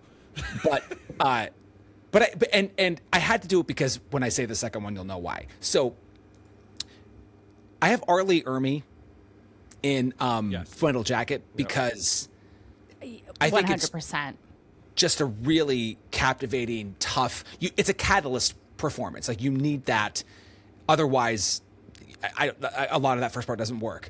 But then I also have Hal. Oh, I was about to say mine is Douglas Rain as the voice of Hal, like 100%. Okay. Like, so I had 3, so I'm glad you guys took that. Mine is Peter Ustinov as Badius in Spartacus. Yeah, I think those are the best 3 supporting performances. Literally, those are who I have, and then that's awesome. That's funny. And I was flirting with Ustinov, but the other 2 came they rose to the surface a little bit more, so that's why I went with those. And Arlie Ermy, Kubrick gave him the most freedom of anyone he's ever given freedom to do things. It was kind of like, oh, I love what you're doing. So I also think that deserves, a place in this, and so it's awesome. Hot dog, I like it. I love it a lot. Okay, favorite lead performance. Anybody want to jump out there first? Yeah, I'll go. My favorite lead performance is Ryan O'Neal and Barry Lyndon. That's fucking amazing. I love hearing that. Yeah, Awesome. Genuinely, I'm very happy. I was blown away by his performance. I didn't expect it. I was like, Jesus fucking Christ, what am I watching? Amazing. Let's leave it there because we haven't talked about Barry Lyndon yet. No, not yet. I love it. I love it. Joey, what about you? George C. Scott and Dr. Strangelove. Well, and mine is Peter Sellers and Dr. Strangelove. So maybe we'll just hold off on. We'll talk more about those, and then favorite or wild card. Now, I don't know. You could have gone anywhere with this. So I'll go first because I don't know why. Just when you said wild card, the first person that popped in my head was Lord Bullingdon from Barry Lyndon, played by Leon Vitali. I think that's the most wild card. The whiny bitchy throw uppy stepson. Oh, so good. Oh God. Probably should have gone with Vincent D'Onofrio. Oh, I love this because yeah. Well, I love how you interpreted this because mine is wildly different in terms of what I did. So I'm going to go last. I love that. I love that. Britt, what about you? Mine is Marie Windsor as Sherry Petty in The Killing. I thought her performance was so good. Like, I love her. She's my favorite part of The Killing. So I went with her because she's such a bitch. And just got it. And she's so petty. I just really like her. That and Vincent D'Onofrio, obviously, in Full Metal Jacket. This is phenomenal. So I didn't necessarily mean performance, so I have something completely different for you guys. Yeah, and you never said performance. I did, but it's okay. So I have a category for you, and I have some potential nominees. Best needle drop. Now, this is not music. This is not Thus Spake Zarathustra. This is best needle drop. So I picked 4. Okay. But if you want to throw, it's very overwhelming with. I was just about to say I can't. So here's and these are non-diegetic. So these are like songs that the characters would. Okay, so I have the end of Dr. Strangelove, We'll Meet Again by Vera Lynn. I have Baby Did a Bad Bad Thing from Eyes Wide Shut. I have Hello Vietnam from Full Metal Jacket, and the end Singing in the Rain from A Clockwork Orange. Not when he sings it, but specifically when we cut to credits. I'm going with Clockwork Orange. All right, then I'm going to go Strangelove. I think my answer, What I love about You both of created those, this category. I love how you're like, oh, I'm so torn. but I don't know. So the reason why I lean towards those two is because I love the ironicness of the endings. Yeah. Yeah. Agreed. And I think I gotta go with We'll Meet Again. Oh, it's so good. It's. Yeah, I think that's great. Yeah. We haven't talked about the movie yet, so I will not say too much, but the ending is perfect. Okay, so we are now to Brit's number 3. My number 3, which might be surprising considering a lost episode of ours, is A Clockwork Orange. Okay. Okay. Joey, what is your 3? My number 3 is The Shining. My number 2, and it is time to talk Clockwork Orange.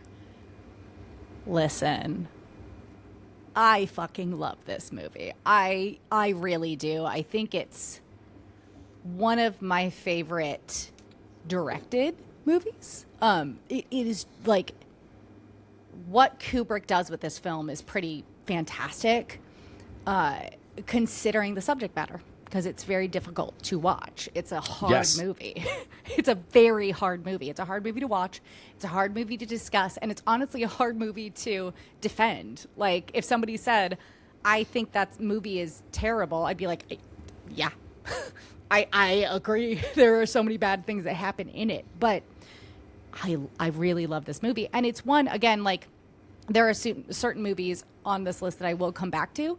Clockwork Orange is one that I see myself coming back to. It's probably, other than The Shining, the Kubrick film I've seen the most. Yeah, I think that might be true for me too. And I mean, the lead performance is so good. The stylistic choices are so good. Like that pullback shot at the beginning, I mean, obviously the slow pullback or the slow push in we see all the time, but like, it's so great because it starts as a close-up and then it's a 4 shot and then it's a wide of this really weird milk bar. Like it's, milk bar. It's crazy. And all of when he decides to speed up, when he's having the sex scene, when he decides to slow down, when they're just walking along the water, it's so many things. And then of course we're talking about iconic Kubrick stuff. The fucking keeping the eyes open. I mean, it's just fucking yeah. So I mean, I have this low. I have it at 7.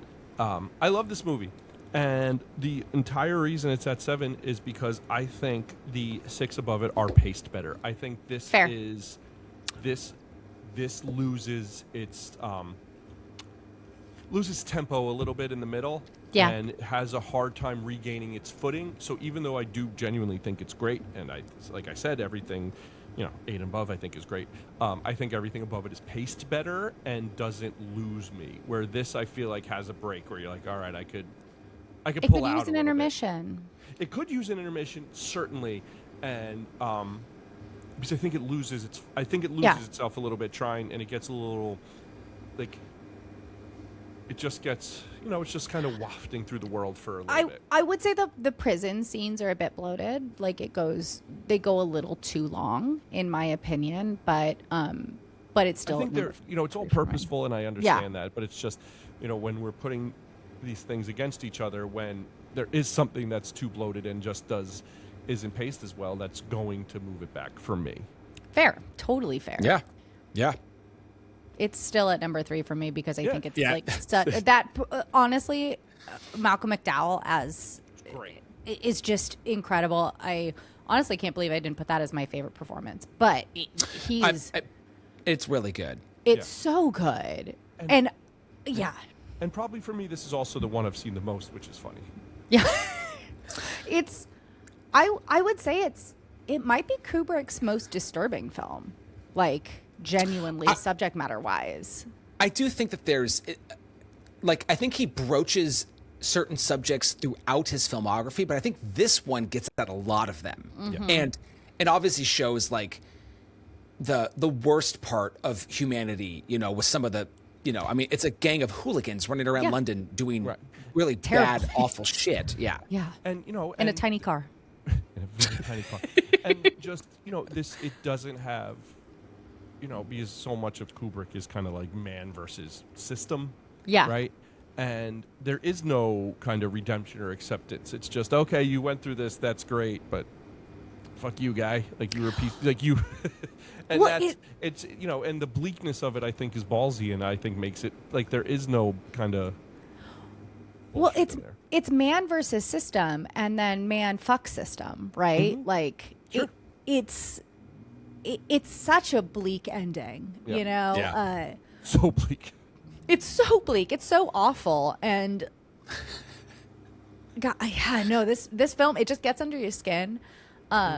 It's also, I feel like it's like the Halloween costume for college students to go as droogs, right? To be like, oh, we're the droogs from Clockwork Orange, and then you're 37 going, oh my God, I can't believe I did that, right? Like, I did not understand at the time. And the 6 movies that I have as the films of his that should be in the book, they're all movies where it's like, upon first watch, you could say one thing, and you could totally take it surface level and just read it for what it is. But then, the more that you watch them, it's like, but wait, and this and that, and then what about the source material? And that's the thing too, is like with all of his movies, like, and kind of what you were saying, Brett, about Eyes Wide Shut, like they are really interesting to talk about because it's always cool to know, like, well, what do you think about this part? Or do you think, like is Alex reformed at the end of the movie? Yeah. Is one, like, everybody's allowed to have their own version of that. Yes. Well, and I think one of my issues with other Kubrick films that I've talked about where I'm like, what is he trying to say with this, is you can look at these films, you can look at 2001 Space Odyssey, you can look at A Clockwork Orange, you can look at Paths of Glory, and I feel like we understand what Kubrick is trying to tell us. We understand the conversations Kubrick is trying to elicit from the audience. And the prior films, I didn't get any of those conversations. So I'm a little bit disappointed because I'm like, come on, Kubrick, I know you have it in you. I know you can elicit a response from me. And I also will say that I think he is so good at adapting like novels and stories. I think he has it down. Even if I don't like all of his adaptations, he is fucking good at making them his own. You know, like Eyes Wide Shut, he made that his own. And I respect that 100%. so much. So much. And he did a thing where, I mean, maybe outside of The Shining, he didn't pick, like, he picked a Schnitzler novella from like the early fucking 20th century. Like, he wasn't picking, you know, like fucking 1984 or like Kafka, right? He was picking pretty obscure things to do. A Kubrick Kafka would be. I don't know. I don't know. I just want to imagine the trial. Like, oh my God, metamorphosis. Just a cockroach. But yeah, and so, but like taking, you know, and I understand that Burgess's novel was popular, but like still, it wasn't. It wasn't though. It wasn't that popular. I mean, he had to give so many. He had to give up so much to get it published in the U.S. Like, he barely made anything. A chapter. Yeah, he lost an entire chapter because they're like, too long. We don't like the ending. Yeah, it's a good one. It's a good movie. It's a shame that we never talked about it on an episode. Never, ever did. We did not. We didn't. Never did. Cool. Segue. Britt, what is your number 2? My number 2. This might come as a surprise to you guys. Is The Shining. Wow. That is a genuine surprise. That's amazing. My number 2 is The Shining. It's amazing. Yeah. We have a whole episode on it. That's great. I cannot wait to talk about my number 1. I cannot wait. So I will just say that, so The Shining's by 6, and it is in the chunk of movies I think should be in the book. But kind of what we were, I think because I've seen it so many times, it doesn't have the same, which is weird. It's hard to rank a movie in a vacuum. It's really hard to do. And I did watch the international cut. Yeah. Which is interesting. It's funny the things that it takes out. It takes out like all of the exposition about. Well, it definitely takes out all of the doctor that comes over. That's all. Which out. I think is really important. Like, I personally, but It truncates the opening. It truncates Scatman coming back. It's so funny. It's like 20 something minutes shorter, which is not nothing, and yet it feels like the same movie. So I don't know that it did anything wildly different for me, but I just think that there's a little bit of that. I've seen it so many times that it just kind of falls in this, like, it is great and it should be in the book, but I can't put it higher than the 5 because there's something about them. I don't know. It's odd. Whereas I feel like The Shining gets better and better every single time I watch it. Like, it has consistently gone up in my esteem every single time I've watched it. Other than The Clockwork Orange, I've watched this the most. And I started out pretty low on it. I mean, you all can go back and listen to our episode. It's pretty good. I really like that episode, honestly. I think we did a great job talking about it. But I feel like there's so much in this film. And man, people were really sleeping on it at the time because it's just killer. I love it.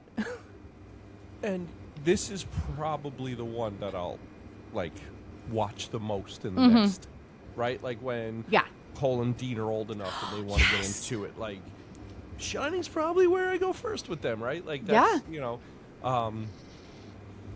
so it's great, and it is hard, but like the way I was kind of looking at it, like these, 2001 is arguably one of the best, space sci-fi movies ever made, and we get into one of the best anti-war movies ever made, and Shining's arguably the best horror movie. Like, we're really just it becomes hard when everything is this high, right? Because like there's also Kubrick's like standard, right? Like, right, and it's difficult when you have such different relationships with these things, and because he goes around genres so much, like I love horror, I'm not a big sci-fi person, so then kind of putting those two against each other in the same director becomes kind of a weird mental exercise. I find it so admirable how many genres Kubrick flipped between, because we have certain directors who work in one genre, and that's admirable, and there's nothing wrong with that. Like, if I was a director, I just want to do horror. I have no interest in anything else, right? But he went between so many different things. I mean, he was really obsessed with war. That's one thing. He was always going to go back to war at some point. But he really did go through. He did noir. He did horror. He did sci-fi. He did drama. Like he did comedy. He did comedy. I mean, if it works for you, great. If it doesn't, well, you're me. But he did it, and I'm impressed. What I think's great too is that I don't feel like any of it was intentional. You know what I mean? Like, I don't think he went around going like, I need to make it this movie or that genre? movie. Yeah, exactly. I think he just, What's interesting? Granted, we have less Kubrick films than maybe we could, but he definitely waited. That's 'cause he was killed. For the material to. Yes. Yeah. The Illuminati. The Illuminati killed him. Yeah. They had the gun that gives you a heart attack. That's what happened. But we talked about The Shining. Like, it's great. It's great. Go listen to our episode. Poor Shelley Duvall, but you should check it out. It's good. It's a good movie. It's a good movie.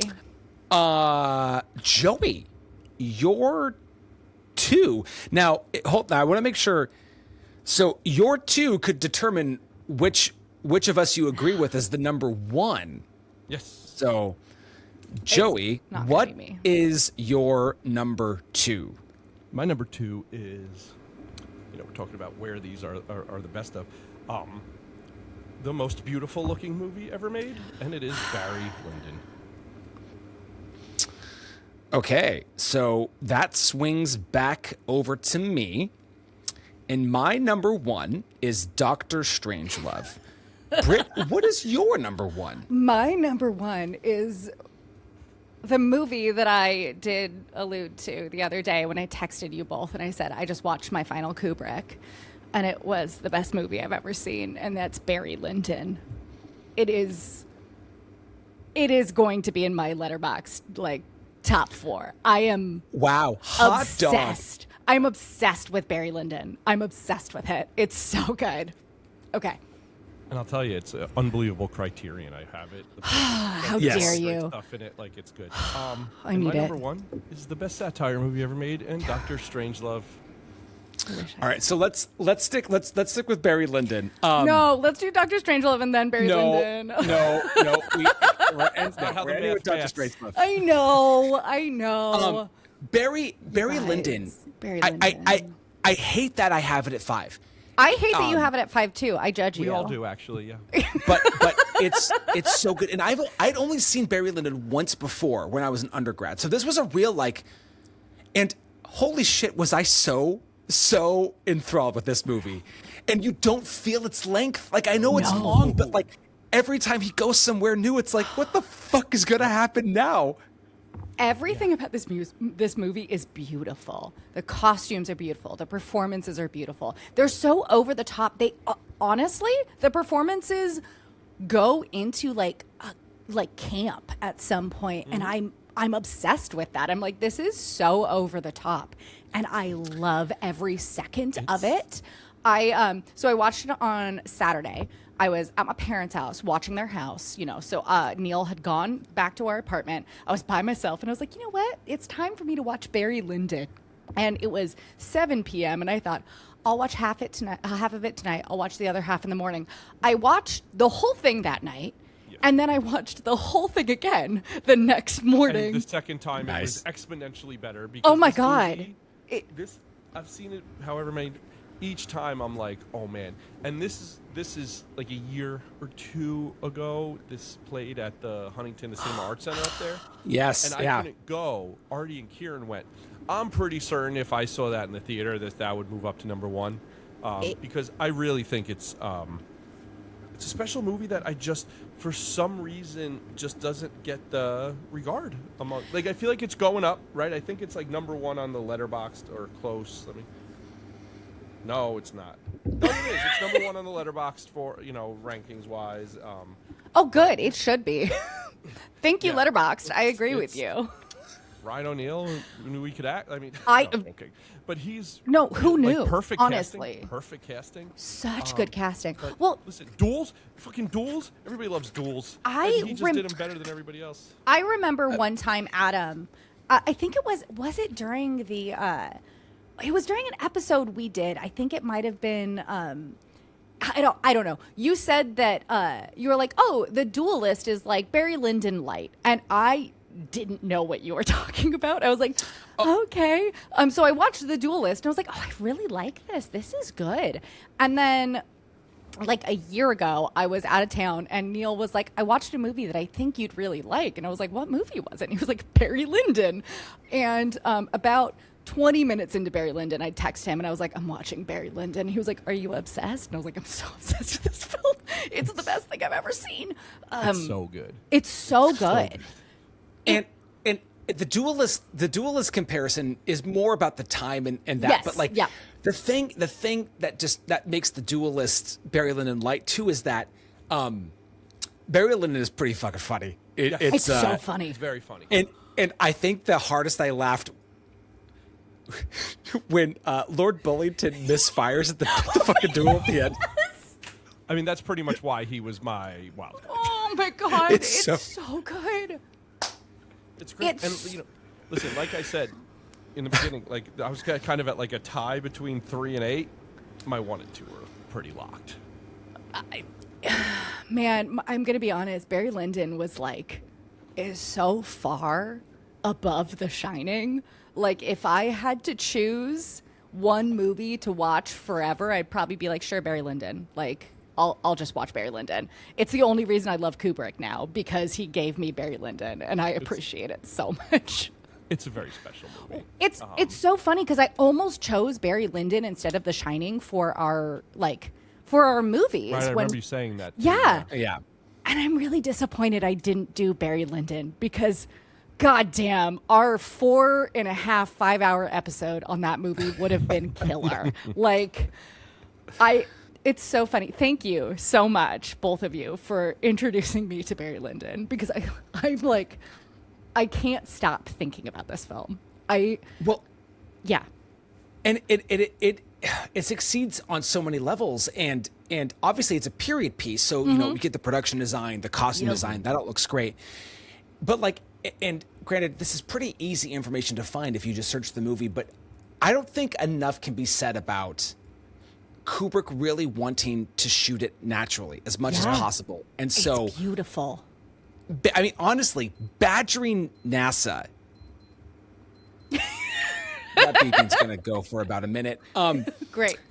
We can just wait. Barry Lyndon badgering NASA to getting those lenses so that he could actually shoot the frame rate correctly and get the flick. Like, it should not have worked. It really shouldn't have. And it's pretty great that it does.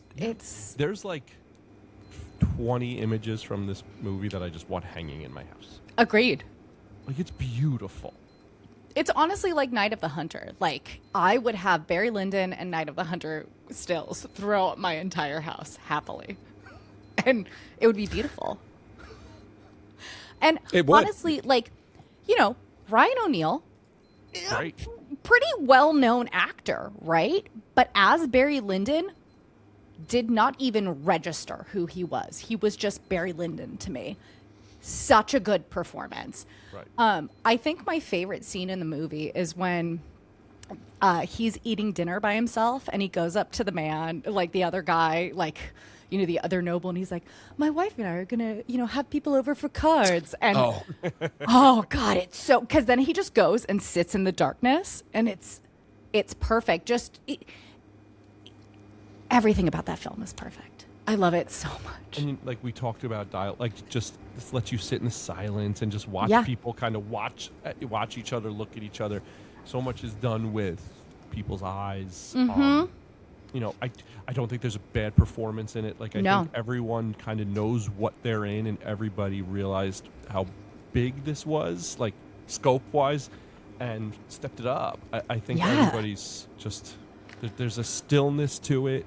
And again, each time I see it, I'm like, okay, a movie I really love and I think is great. I'm like, oh, that was better than I thought. I love it. I love it so much. I feel like if I were to have if I could choose any movie to show people, like I'm renting out a cinema, Barry Lyndon would be one that I'd be like, let's all watch Barry Lyndon together. You know, it's a great criterion, though. I'll say it again, break. I'm going to. Yeah.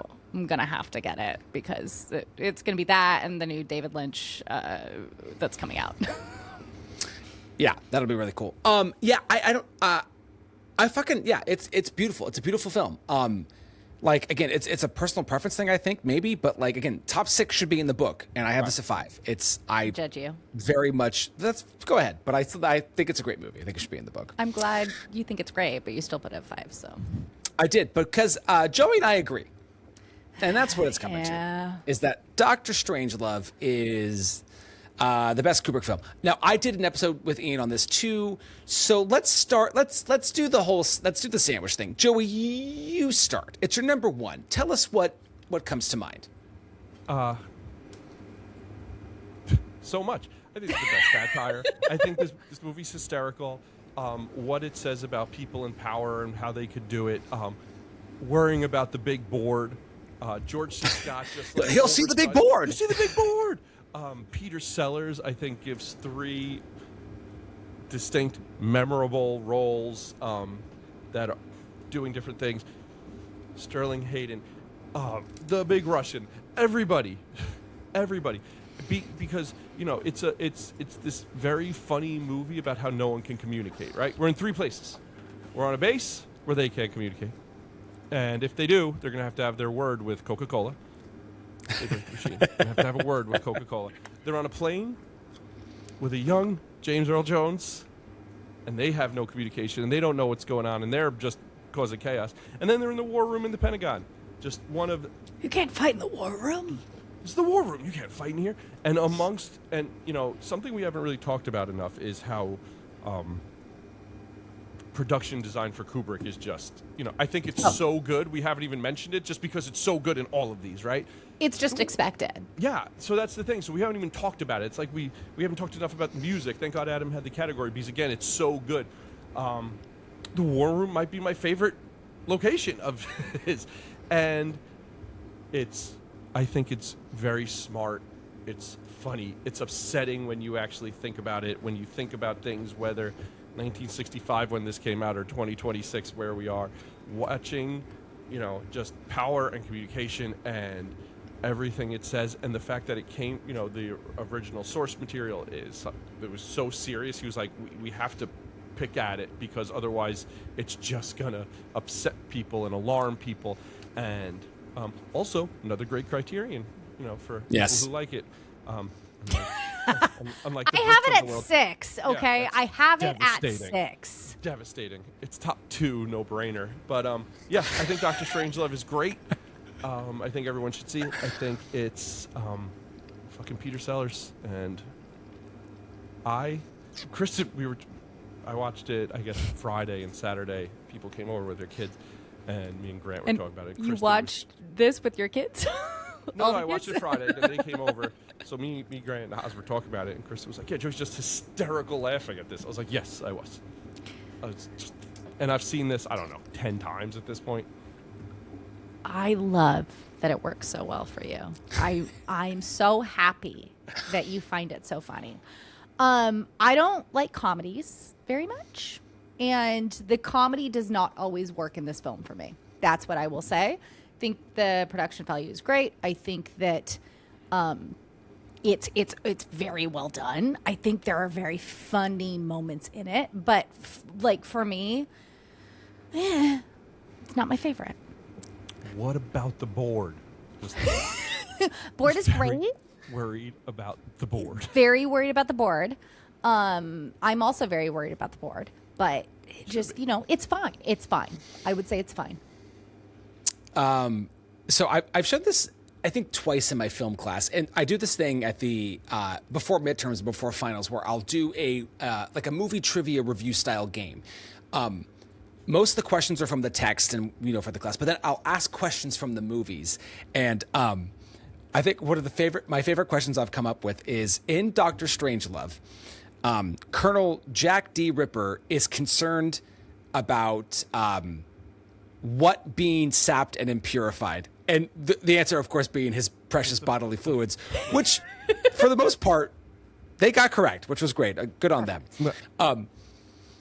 And this is a movie too where each time I watch it, there's a new bit that I find funny, or that just gets pulled to focus.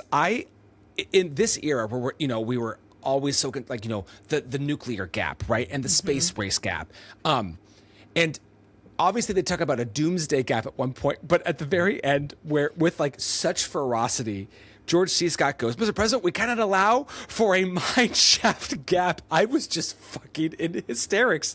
And all of these bits really fucking work for me. I'm on the record with Ian about this movie, and it's so good. Named Bat Guano pointing a gun at Peter Sellers' head, Mandrake. If there's anything perverse, I'm going to blow off your head. And then he tells him he's going to have a word with Coca-Cola. It can't make me not laugh enough.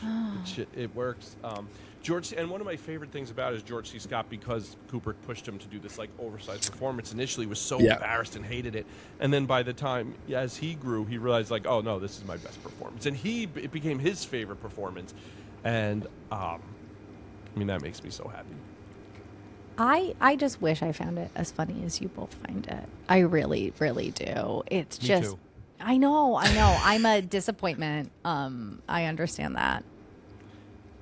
It's good. I assumed Adam would have Strangelove at 1 or 2.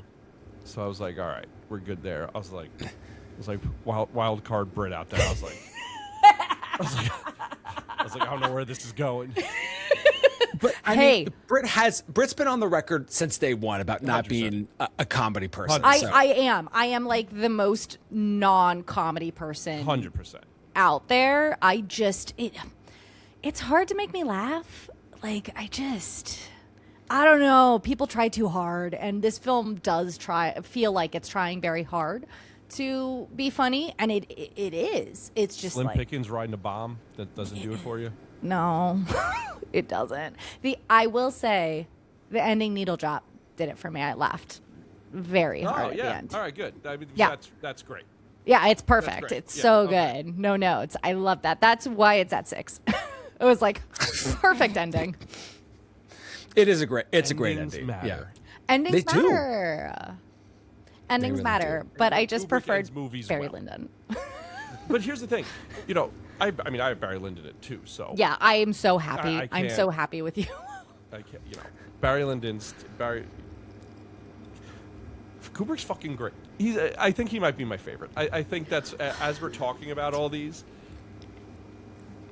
because I think I respect Kubrick. I respect Kubrick for what he did. He was so fantastic at the craft. There are so many people that pay homage to him now. There are so many people that look back at his films and they're like, I would love to do what Kubrick did. Not my favorite though. Like, again, it just, No, I get it. yeah, 100%. not my favorite. Yeah, That's but okay. the ones that work for you, I mean, now you have Barry Lyndon in your life, so I am so thrilled Barry Lyndon is in my life.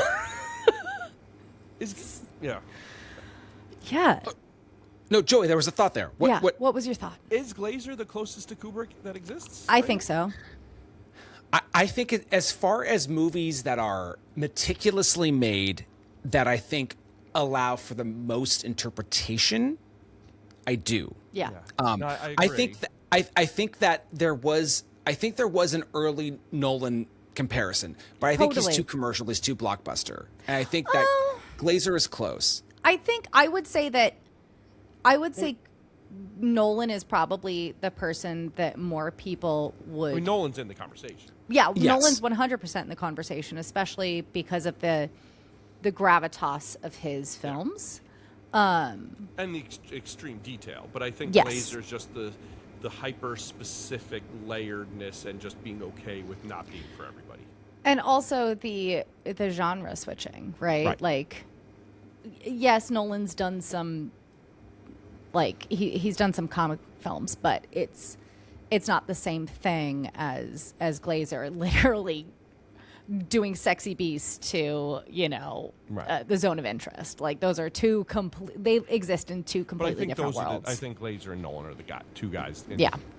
conversation. It's just kind of where you want to go. To be honest, I might put Park Chan-wook in that discussion as well, just because he has done genre-wise some pretty wild swings.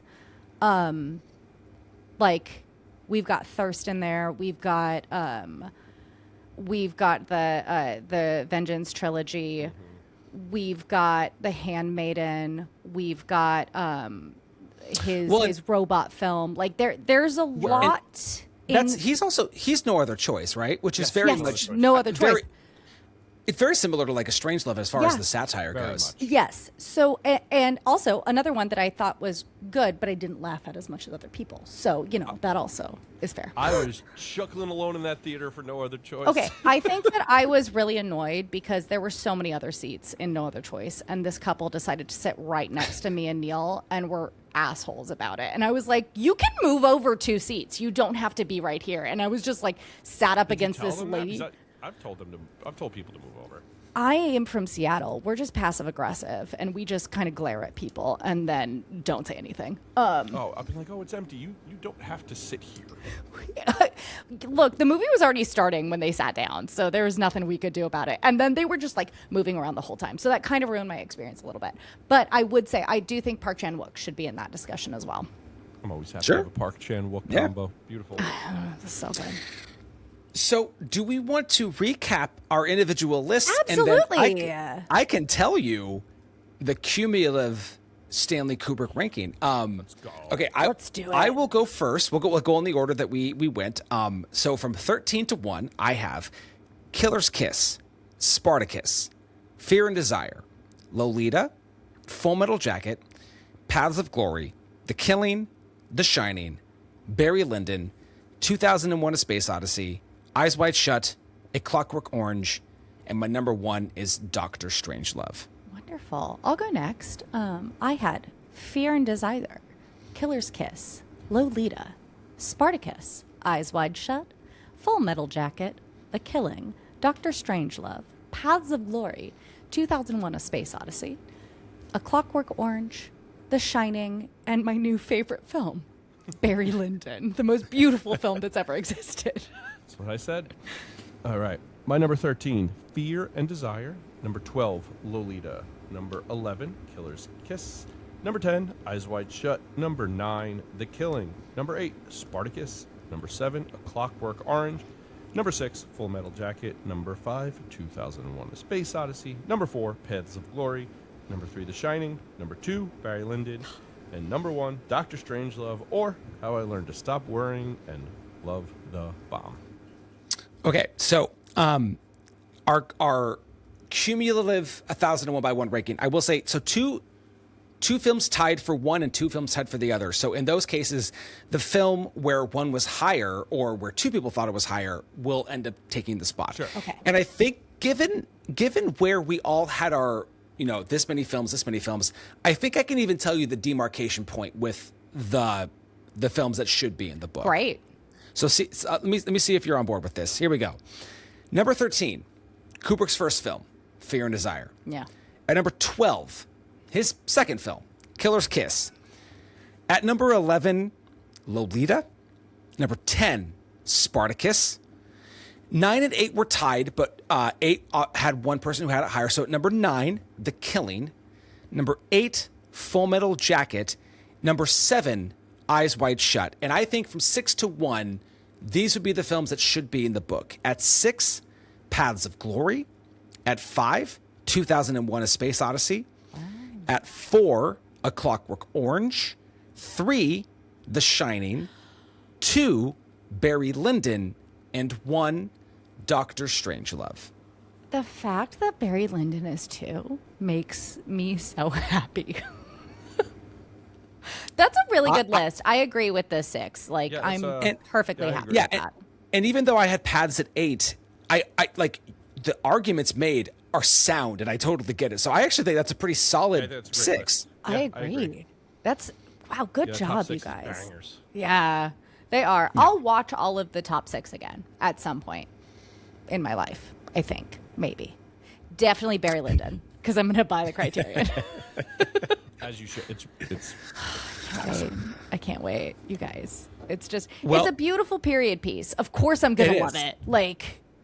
Well, and it's quirky and it's satirical. It's not just like, it's not Jane Eyre. It's not I laughed so hard during Barry Very fun. Lyndon. Yeah. When I texted you both and said I just watched my favorite Kubrick, did you think it was Barry Lyndon? I'm curious. What did you guys think it was?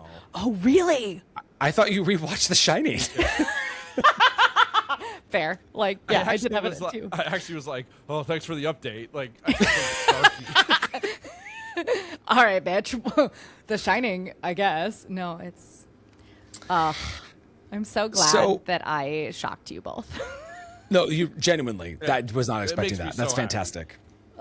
So those were our individual lists. That was our cumulative list. That was the Stanley Kubrick ranking. But of course, we would love to know, what are your favorite Kubricks? What are your least favorite Kubricks? Please find us on all the places where we do social media, all the places where you can listen to podcasts, rate, review, all the good stuff. And coming up next, which feels like 5 years ago, the season 6 finale. We are wrapping things up. We're going to talk about the last season, the new things, the new bits, our favorite episodes, and then hopefully this was clear in what I sent. We're going to do of the 3 years that we've done this, bottom 5 films, top 10 films. So Obsessed. I can't wait. So lots of Can't stuff wait for to La chat La about. Land to come first again, because Phenomenal. It Just won't be on watched my list, again. but that's okay. it was perfect. Well, great. It'll be nice to hear it from somebody that's not me. But until we meet again, I am Adam. I am Britt. And I am Joey. And we will see you for the season 6 finale.